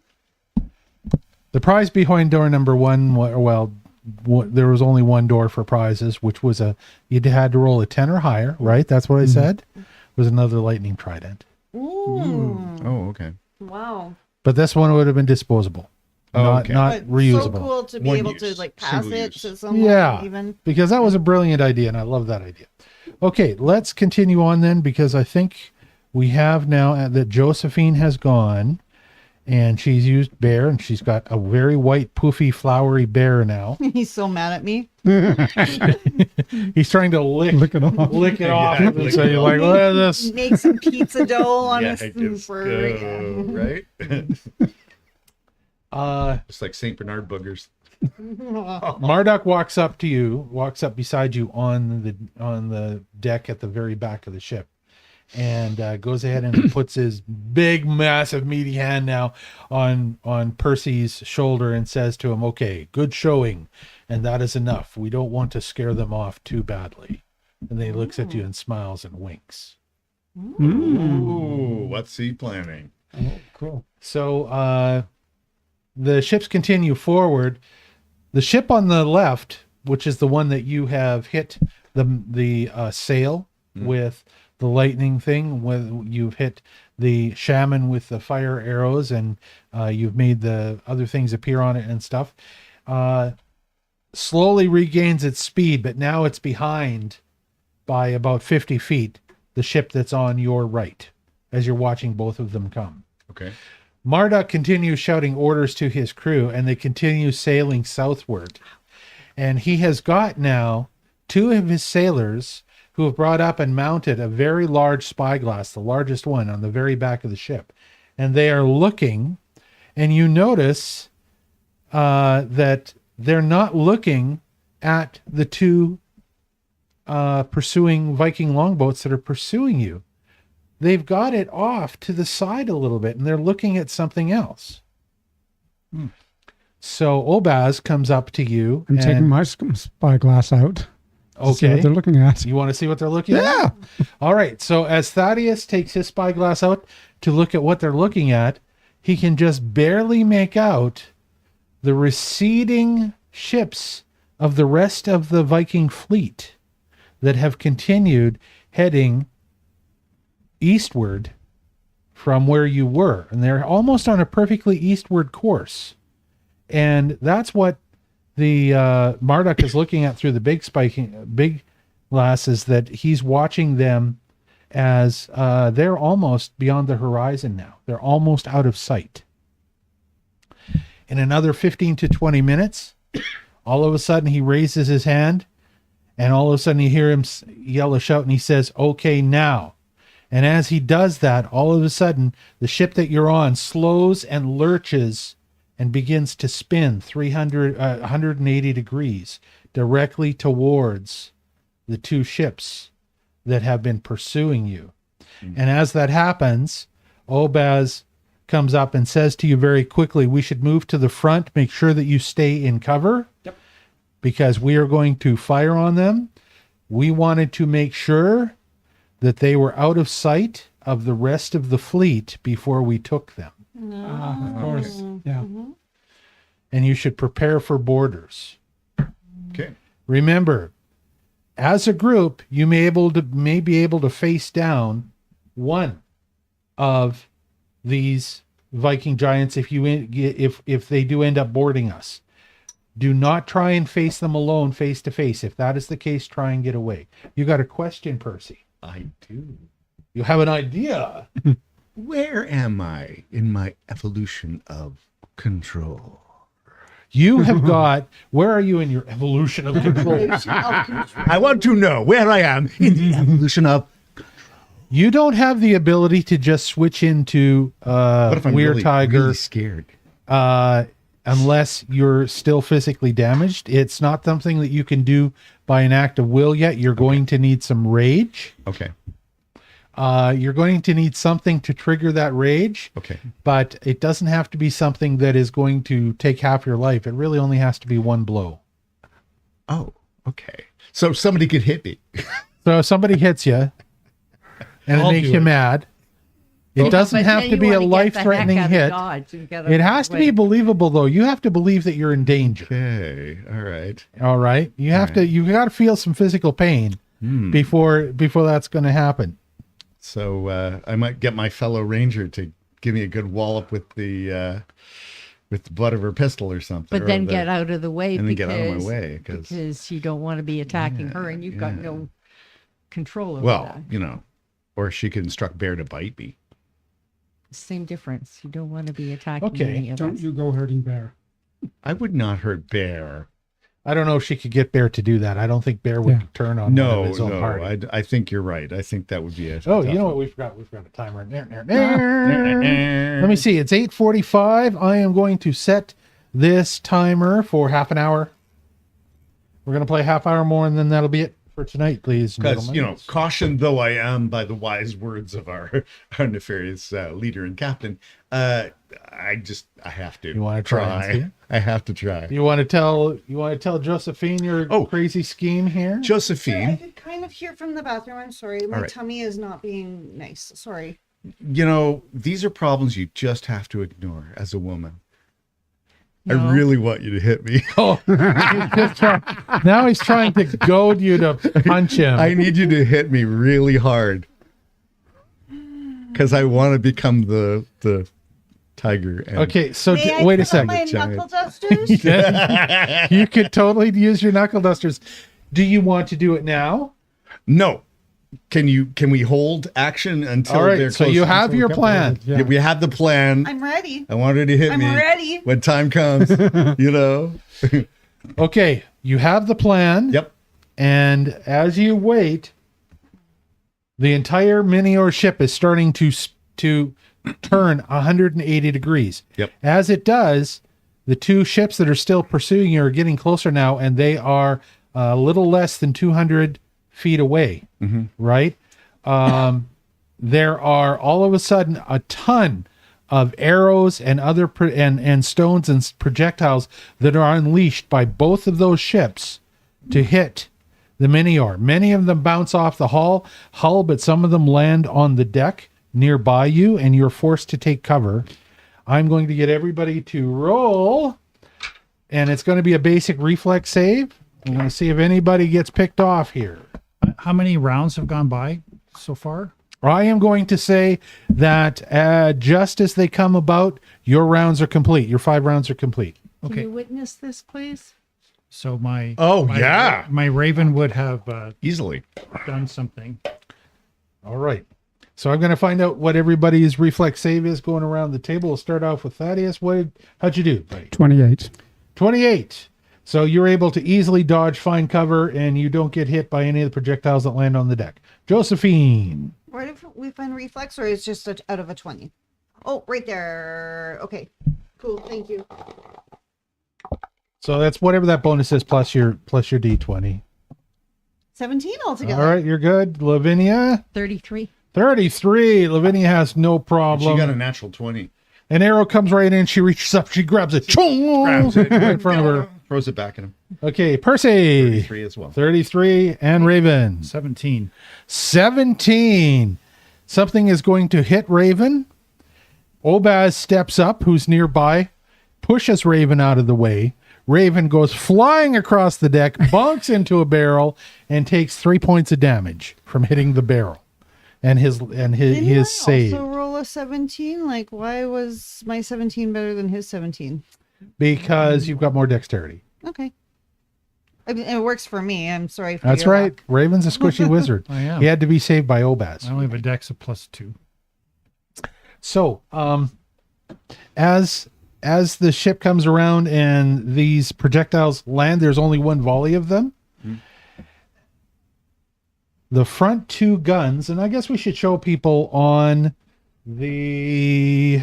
Let me see if I can get to my adventure screen. Have I got it up here now? Let's. We got it up in the back now. The Pink Knight said, Percy, you're getting ready for a Hawaiian punch. How about a nice Hawaiian punch? Here is the front of the Mynnior ship. And you'll notice that there are 2 guns on this side, 2 lightning cannons on this side, and 2 lightning cannons on this side. In this case, the ship has slowed and has begun to turn to the left. So it is these 2 guns at a 45-degree angle After the ship broadsides and begins to face, the first of the two ships that it can actually bring to bear these lightning cannons on is the one that was on your right hand side. As it comes into the point where it can bring those lightning cannons to bear, both of those lightning cannons go off at exactly the same time, and the lightning streams from them. One of them is aimed high and one of them is aimed low, and they strike the Viking longboat on the right side. The first one hitting the mast and completely knocking it off instantly.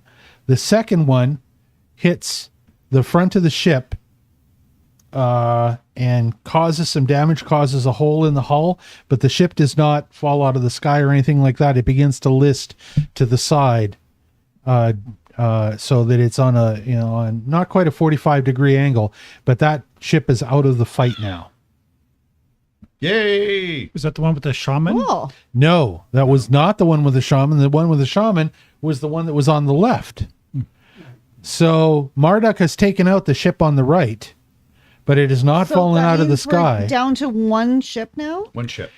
The other ship is there now, listing in the sky and unable to move because its mast is down.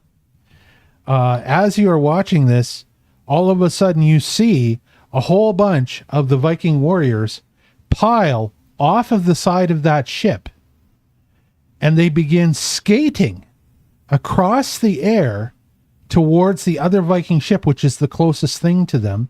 The other Viking ship is only about 50 feet away. And as you watch them skate, it looks like they are skating on ice. They seem to have some type of skates on their boots that leave these golden spraying sparks as though they were skating, and they're making the motion that you know very well from ice skating back home. They're literally making the motion of ice skating through the air as their windwolf cloaks billow out behind them. They're skating to the other ship. They all make it to the other ship except for a couple who seem to lose momentum as they're getting close to the ship and end up dropping below the ship and falling. And as they fall, you see them gathering their cloaks, and you see those cloaks billowing out behind them, and it's almost like they're gliding or parachuting down to the ground below you, but you lose sight of them as they're dropping down to the land below. The rest make it onto the other ship. And apparently their plan is to continue to do battle with you on the other ship.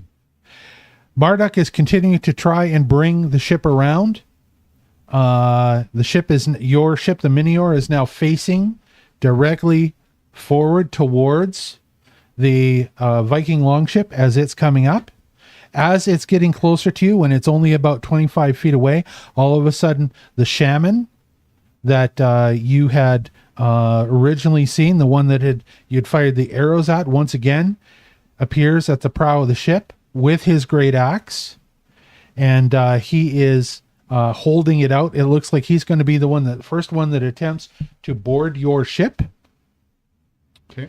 Can we take any actions? You cannot take any. Well, Marduk has instructed you not to take any actions. Do you want to take some actions right We're now? going to hold for now. I'm going to hold for now. I don't know what you're doing. Are we preparing ourselves for impact? Anything like that? You can see the sailors around you are all now holding weapons, and they're preparing to be boarded. One wonders if Trident of Lightning can absorb incoming lightning. You could try it if you want to. At this point, you don't see any other projectiles coming. Yeah. I'm going to correct that. You do see some projectiles coming. All of a sudden, grappling hooks begin flying across the distance to grab onto the prow of your ship.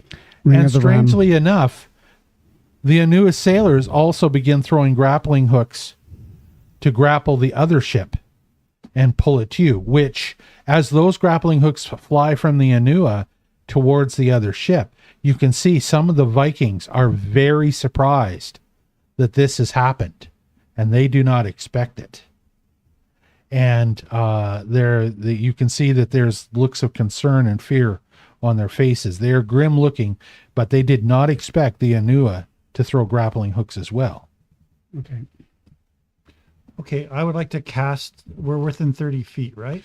I'm going to say, sure, you're within 30 feet, 25 to 30 feet now, as the two ships are going to come alongside each other, bound together by grappling hooks that have been thrown both ways. As the Vikings are going to attempt to board the Mynnior. Okay, I'm going to use a scroll of croak voice on the mage. Oh, a scroll of croak voice. Ooh. That sounds awesome. This causes the creature's vocal cords to swell like that of a frog. It must attempt a fortitude save. So if it's a success, its voice becomes hoarse and speech becomes painful. Whenever it uses an action that is an auditory trait, it attempts to cast a spell that doesn't have the subtle trait. They must succeed a flat DC 5 check. And once per round, the target spent interact action to massage its throat, attempting to fortitude save against your DC. But if it fails, it also causes a 2d10 mental damage as the voice is distorted and grates on their own ears. And a critical failure is twice that. Okay, So hopefully we'll keep him from casting spells. let me have a look at this guy make now. him tough. Make it tougher for Let me him. see what I Yeah, can so figure out good. about him. And we're just going to go with whatever he's got for his fort, which is pretty damn good. It's a 22. Well, that is pretty good. He's 22 fortitude. He's a Viking giant. It's pretty good. I'm going to say because he's been hit by the 2 arrows, I'll knock 5 off of that. Okay? Well, I've got a DC of 22, so 17. that's what he rolled. No, No. 17 is his fortitude Okay. with the -5. So he's got to roll really. He crappy. rolled a 19. Oh, yeah. Oh. Okay, so He is able to resist. well, that's a success. The throat does become hoarse, and his speaking does become painful. And it does. If he tries to cast a spell, he must succeed a flat DC 5 check, or the cast is lost. Gotcha. Okay. And he can All right. attempt to massage his throat, Okay. At this point, and it lasts a minute.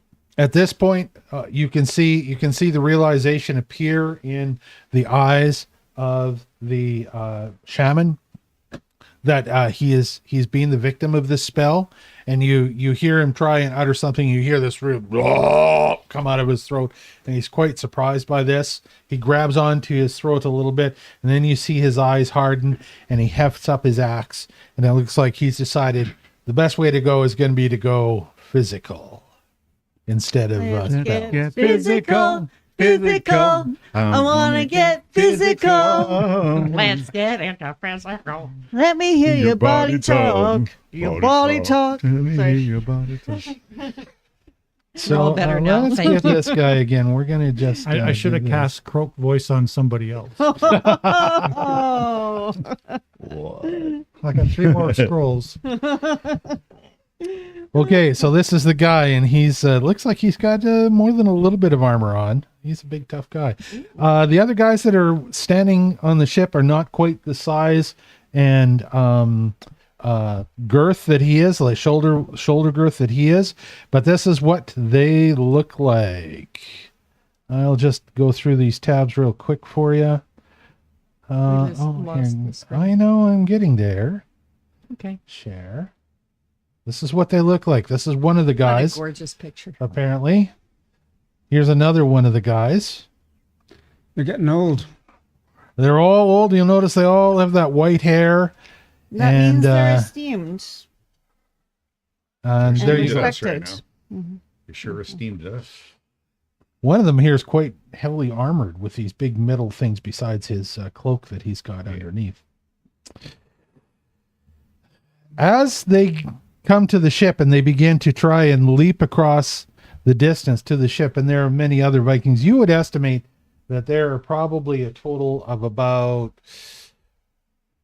35 Vikings on the ship right now, and you would estimate that the crew of the ship that you're on is probably somewhere around 25 to 30.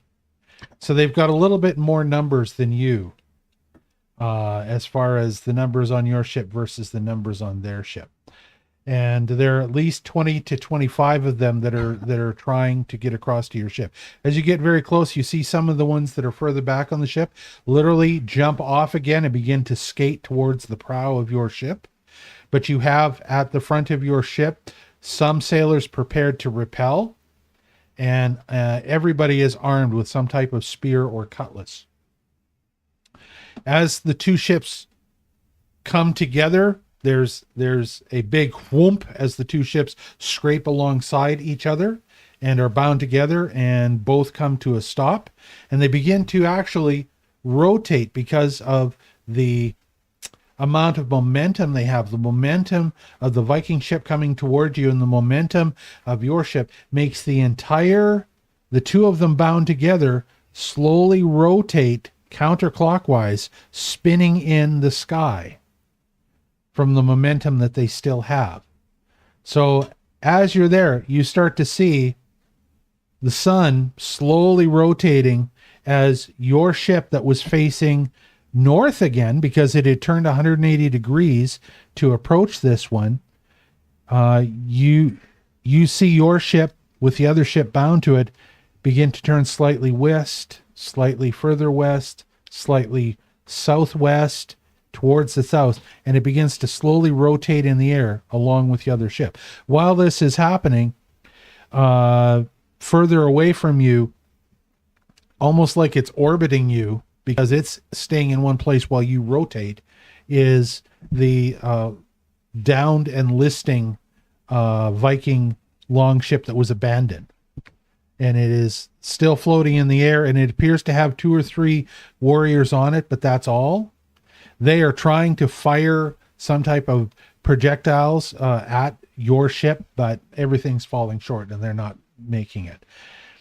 As the two ships come together, a great figure in a white cloak bounds across the space and lands in the middle of your deck, swinging his axe, and all of the Anua sailors give way before him. And it is the shaman who is clearly the chieftain of this particular war party of Aesir Vikings.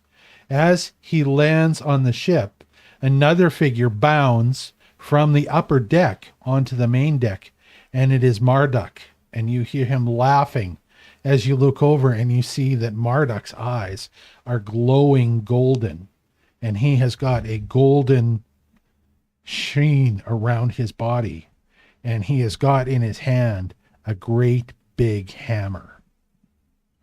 And as this happens, Obas leans over to tell Percy that what they do not know is that Marduk is one of the Anua demigods, that he is the son of the Anua god, who is father of all Anua. They have no idea that Marduk has got more power than all of us put together. So, realizing that he's facing off against this magical being, the Viking war god, or Viking war chief, bellows and starts at a dead run facing him. Marduk stands his ground, swings his hammer in front of him, and begins laughing as the two join battle. As they battle in the front, and you can see that Marduk has no fear of losing this battle, the rest of the Vikings land on the ship. And it's time for you guys to decide what you're going to do, as there are now 20 Vikings that have landed on the ship, and 2 of them are approaching your position. All right.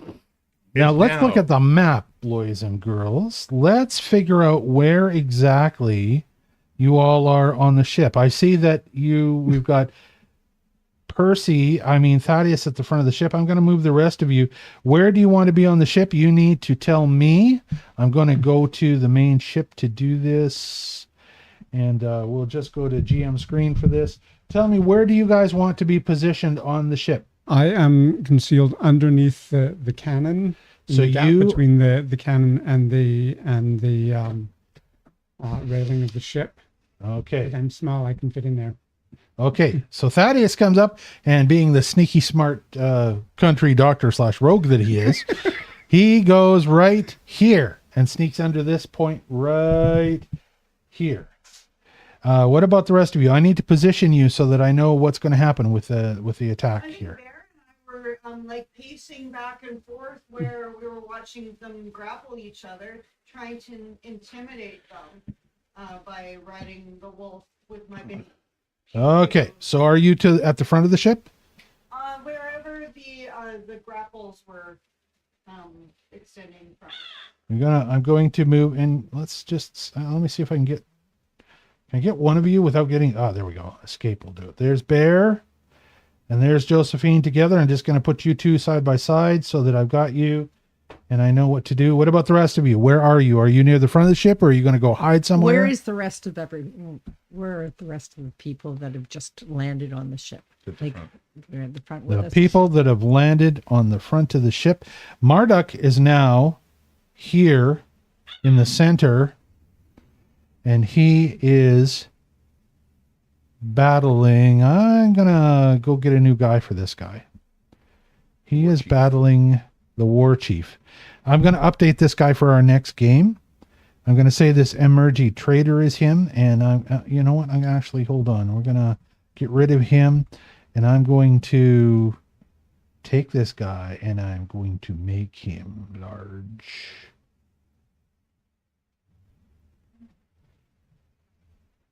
And we're going to put him here. Boom. Like that. Yeah, that makes more sense. These two are battling here.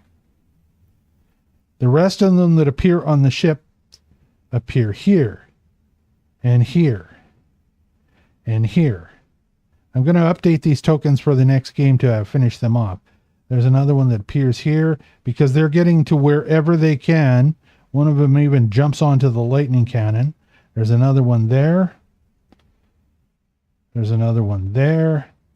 There's another one there. There's another one there. There's another one there. Do you guys remember someone who joined us before in YouTube named D. Krog at all? Nope. Okay. Defrog? D. Krog. It looks like we may have a new joiner here, and it just said talking about the Vikings and how they looked older with the white beards, and he said they're old because they survived their fights. So Yeah, good job. Absolutely. Good comment. Thank you, D. We agree. So that's what it looks like. I'm going to say that there have been more new sailors also come up from the second level of the ship.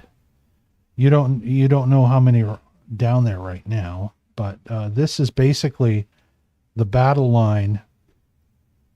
Where is he? Where'd he go? Your display is not updating for the people at home. Oh, is it not? Well, that's the back of the ship. Oh, Need to move it I up to the am front. sorry. I have not. I've been doing this, and everybody's staring at the wrong thing. Here, this will help you out. Oh yeah, that makes more Oh. sense. Does that make more sense? Is this also what we've got here? Is that updated now? Yeah. Seems to be. Yeah. Yeah. There's your battle line Excellent. with all of the different guys that are fighting. Now, we would be here for eternity if we went through every single battle that one of these Viking warriors is going to have with one of these Anua sailors. The main battles that are going to be occurring, of course, are all of these sailors battling these Viking warriors, raiders, and the Marduk battle with the chieftain that's happening right in the center of the boat. So that's where everybody is. Lavinia, where do you want to be in this battle? This is where Percy is. Can you see Nope, where he that's is? Thaddeus. I'm sorry, Thaddeus. Am I showing where Thaddeus is right here? Yes, I am actually going to be It's where Thaddeus is right on here. the other side of the cannon. Okay. So Technically, Basically- I'm right underneath. yeah, okay, but I'm Yeah, going to I'm be gonna take you, right 'cause underneath. Of You guys are all wee little compared to them. Okay, I've got you here. Where do you want to go? underneath the cannon, but to a little up towards there. There? Perfect. Yeah. Okay, you are going to go there. There is I'm going to say this guy would close the distance and he'd be in front of you because there's going to be, these guys are going to start to close the line. So the Like black this. guys are bad. No, the No, black guys are the Anua warriors, the Anua sailors. The blue guys are bad. The guys with the blue background, they're the bad guys. Okay. The ones that are the black guys with a golden background behind them, they're the sailors that are on your side and running the ship that you're on. Okay, so we know where Lavinia is, Josephine. I've got you and Bear right here. Where do you guys want to be, more or less? Well, like I said, we were trying to be menacing to the intruders trying to board. However, now that they've started boarding, I think we'll probably, and I'm riding Bear like a horse. So we'll just go up the stairs and hover beside these other cannons where a part of our crew is as well. Like so? Yeah, thank you. Okay, so we've got Bear and still Josephine mounted on Bear right here in this area. Raven, what about you? Where are you going to go? Well, I'm going to cast a scroll of invisibility on myself. Okay, where are you going to stand on the ship while you do that? I'm going to try and find a place that's out of the way. Like these are stairs down. I guess there's no like cubby holes or hidey places. Well, you could go, I'm going to say that there's a spot underneath these stairs here. Okay. There's a spot underneath these stairs here that you can see that the front of the ship is slightly raised, the back of the ship is slightly raised, and the main deck in the middle is slightly below. Okay. There are also two sets of stairs that go down to the deck below, here and here on the sides. Okay. Well, I think what I'll do is I'll just move over to this spot right here. Okay, you got control of yourself. You know what you're doing. Good. Yeah, and I'll just hide in there, Okay. and Can I- I'll cast a scroll of invisibility on myself. Could I change my position, please? Okay, just a sec. Percy first. Percy, what do you want to do? I'm going to be behind the other cannon that is furthest from the newly arrived guys, and I'm going to be in a position where I can snipe at them. So the up. Understood. Okay, so here on the adventure screen, you want to be just about There. here. Yeah, so I can Correct. snipe at the guys So you're going to snipe at them and use the cannon for cover right there? for cover. All Yeah. right. I think that's also Thaddeus's idea with the cannon. He's behind. You want to move yourself. Yeah, I just want to move down towards Amanda. You want to move to the other side of the cannon? Yeah, I want to move down to the other cannon. There? Nope, further down. Here by Percy? On That- the other side of that Yes. Here? cannon. That's fine. Like that. I want to be able to cast. Oh, I see what you're saying. Those You want to be guys. able to cast around on everybody at the same time. Yeah. Okay, and Raven, you are going to be down under these stairs over here, correct? Being invisible. Sure. Okay, that is where you all are as the battle commences for the ship itself. Let's go to the encounter rotation. As you see the battle raging around you, you see a couple of the Anua sailors fall to the axes of the Viking raiders, and you also see Marduk slay the chieftain within a minute. He slays the chieftain of the Viking raiders, and you hear this howl of anguish go up from the rest of them, and they redouble their efforts. What do you guys want to do? It becomes your turn in the encounter. And the first person is Lavinia. What do you want to do? Oh, and the ringer goes. So You each get one round, and then we are going to, the ringer has gone off for tonight. It is 9:15, so we're right about on time. We're going to do one round. Everybody gets one round, and then we're going to call it for tonight and pick up our battle next week right here. So, Lavinia, what do you want to do in the battle right now? Do you want to hold I'm holding. your thing for later on? All right, Yeah, you I'm can holding. jump in. Since you're holding your turn, you can jump in between any of the other turns and let me know. I'll come back to you between each of them to check if this is where you want to take your turn. Yep. Okay? That means next up is Percy. Okay. There are an Anua and an Aesire fairly near to me in my position. I'm gonna pick whoever is. I want to see if the. How do I explain this? Okay, the Anua is losing, Okay. and the Aesir is gaining on him. Okay. I'm gonna pick on the Anua that is. Okay, so you're watching for a pair that are fighting, Pair that are where you fighting. can assist the where I can Aesir. assist the Aesir. All right, Yes. so I'm going to say, based on the screen, Assisting the Aesir. eeny, meeny, miny, mo, I'm going to say Assisting the Anua, killing the Aesir. that this Aesir, this Anua sailor right here, maybe I should, how come it doesn't show me the same? It's not putting the arrow in the same place. I'm going to move him. That's good. This dude. It just moved. Do you see this guy that's moving here? Yeah. That guy is having a hard time in his battle. He's not holding his own as well against this guy here. Okay. Okay. So I'll aim for that guy there. So that guy is going to be your target. All right. All right. So, Percy, I'm going to have you. Oh, now it lets me begin the encounter. Stupid thing. There are combatants that haven't really. Yes, that's okay. Oh, nice. Now I finally got what I need. All right. So, Percy, you are the one that's up. 23 and a 26 to hit on the first and second of the dual takedown, whatever. And he is my chosen shot. Hunted shot. Did he come in or is he still okay? Oh my God, this thing is almost seizing up because it just automatically added all those tokens to the fight. Oh my God, it's freaking out. Oh, Holy cow. all right. Well, we're going to skip all those guys and just go to Percy. There we Okay. go. Percy. It just froze. 23 my and system, 25 too. I don't know. to hit Shit, I didn't want it to add all on the those first guys. 2 arrows. This is where you've got to watch when you have a really big battle. You end up with a system that freaks out because it's trying to monitor all these guys at once. So, what did you do? 23 and 25 to hit. Okay, I'm going to take this guy that you hit. I'm going to say 23 and 25. You hit him both times, no problem. Okay, and that will be Thank you. 3, 7, and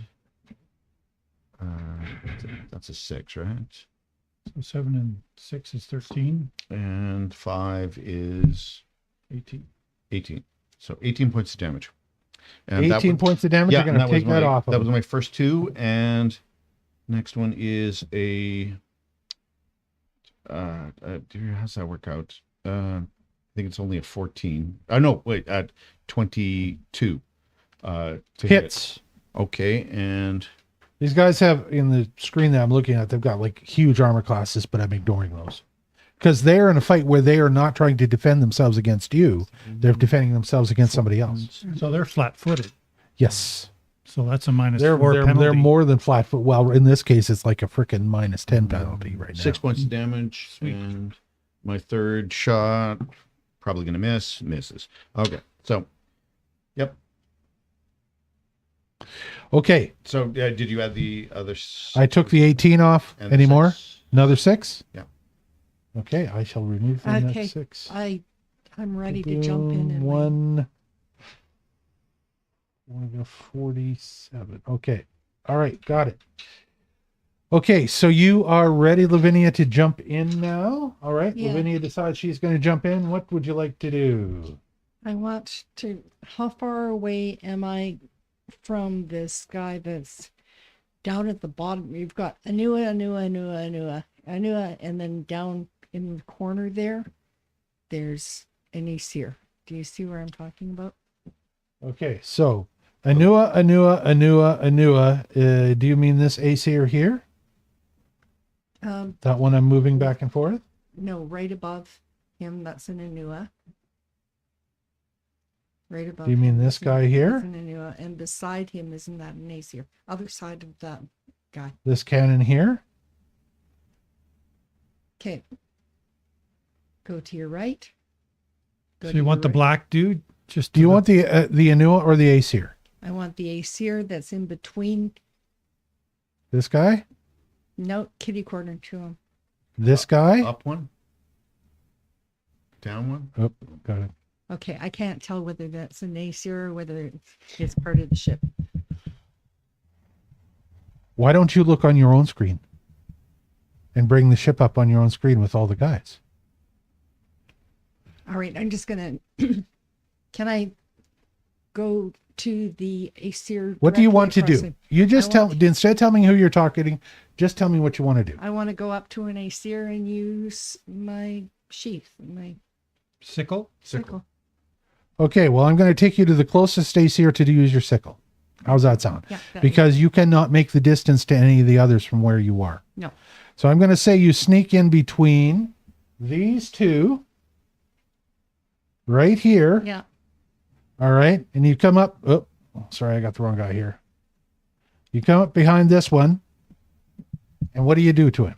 I'm quietly taking my sickle out and slicing behind his knee. You're taking your sickle out and slicing behind his knee.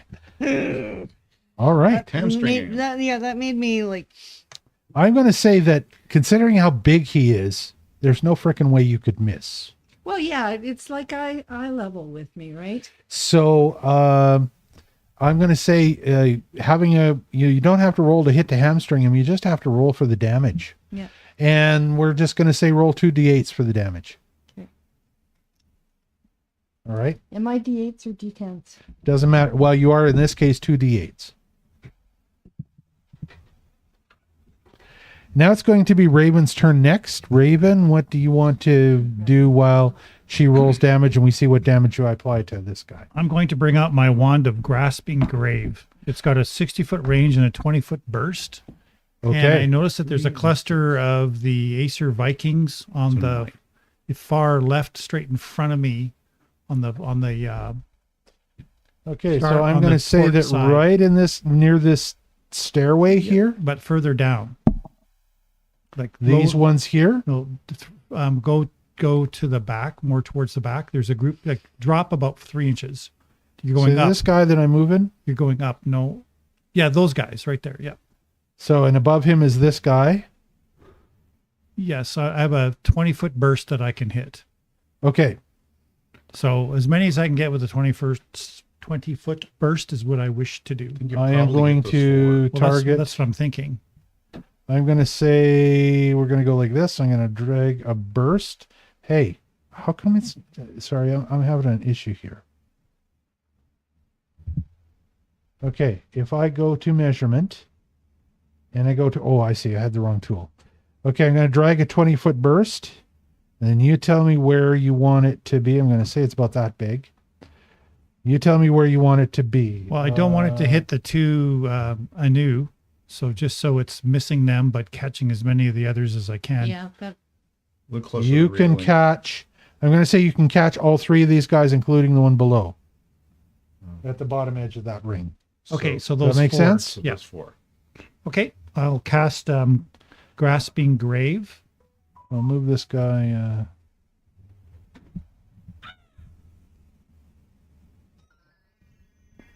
With my really masculine wand. Okay, I'm so going to have you, to update my sound system for the wand. that's right. You sound like the fairy godmother. That's right. Okay, so you are casting Grasping Grave. So it's hundreds of skeletal arms erupt on the ground in the area, clawing at creatures within and attempting to hold them in place.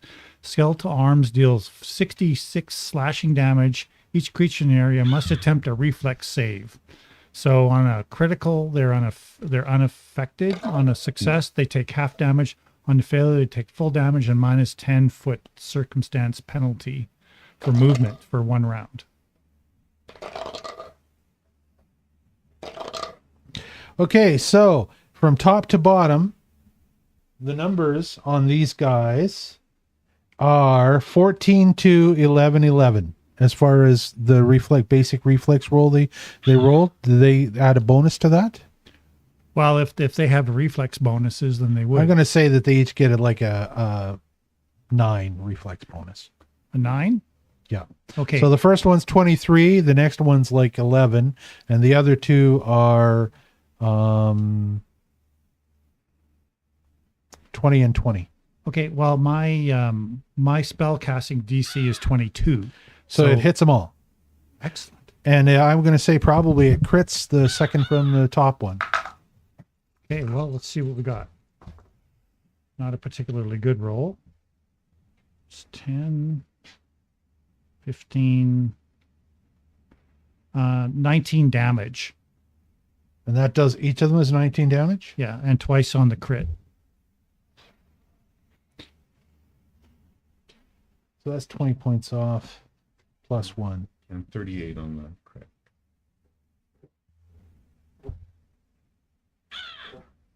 And the critical failure is immobilized for 1 round. Okay, so this guy's immobilized, and does he take double damage? 38. If it's a critical hit, it does. 38? 38.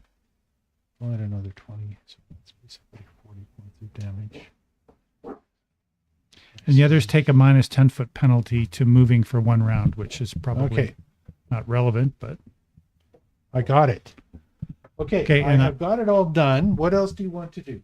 well, and then I'm going to hide as best as I can under this stair again.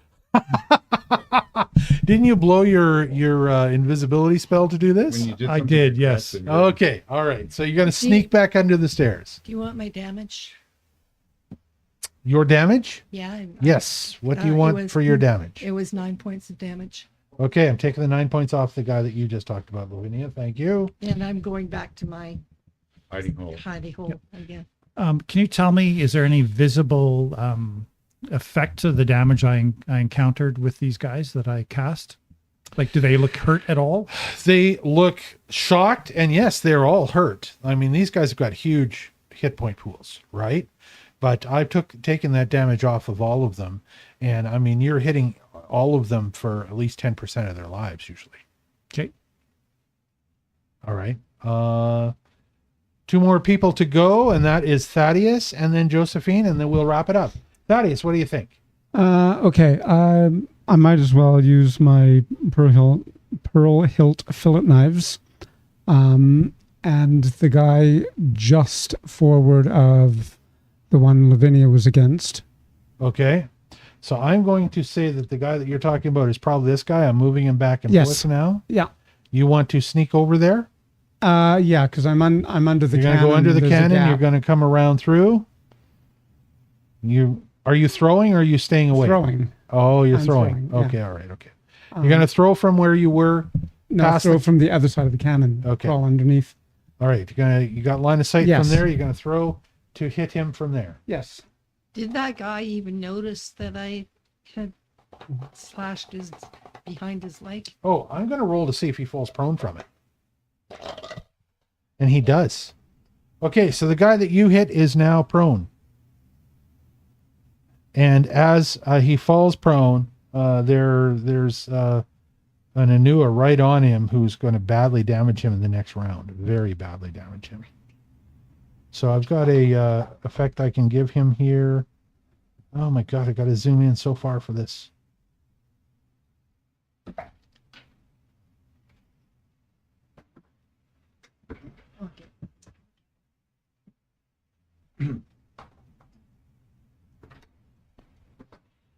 This thing's bugged.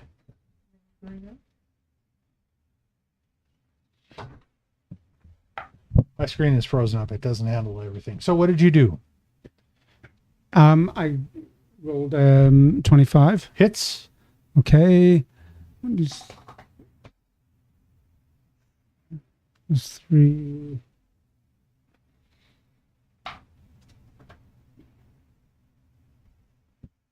Ten damage. Okay, I'm going to take this 10 damage off of his life. Okay. And he falters in his attack against the Anua that he's fighting because all of a sudden this little dagger appears in his, between his shoulder and his chest, messing up his swing. 65. What else you doing?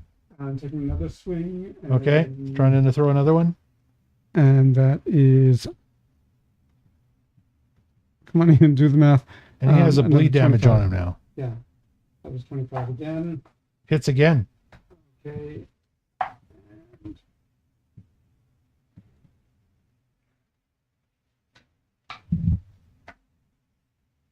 7 damage. Okay. And the 2 knives have fired into him disappear. 8. Yes, and return to you. And return to me. And it becomes Josephine's turn. Josephine, you are the last one. What do you want to do? I would like to hold my turn until the next game. Okay, 'Cause so I'm Josephine I'm is sleepy. Yeah, I'm so She's sorry. on the edge. It I'm turns like- out Yeah. it's surprising. You wouldn't know it, but it turns out that half elf rangers, they're not morning people. They just so she had to get up this morning at like hella early. How early? 4:30. Yeah, I get up. Yeah, like I have to get be out ready the for door work. by 5:45. So that's why she's bagged tonight, is because she's up at 4:30 to get ready for work. Okay, well, ladies and gentlemen, thank you very much for tonight for the game. Thank you. Fabulous game. We will be back. The plan is to play again next Wednesday. I think I got to double check to make sure that we can do this. And your mission, our dear audience, is to bring a friend to watch the game. Wednesday, April 16th. Wednesday, the 9th is next Wednesday. We can still do that. We cannot do the 16th. We're busy that day. Okay. Everybody up for the 9th? Yes. All right, we'll be back in a week. Thank you. Okay, thanks everyone. Have a good night. Okay. We will be back in a week. We will finish up at that time the big battle between the Vikings and the Anua, and then we'll find out what Marduk's plan is going forward, because clearly he's got a plan. Thanks again, folks. Everyone have a great week. Okay. Bye. Thank you. Bye. Thank Good you. night.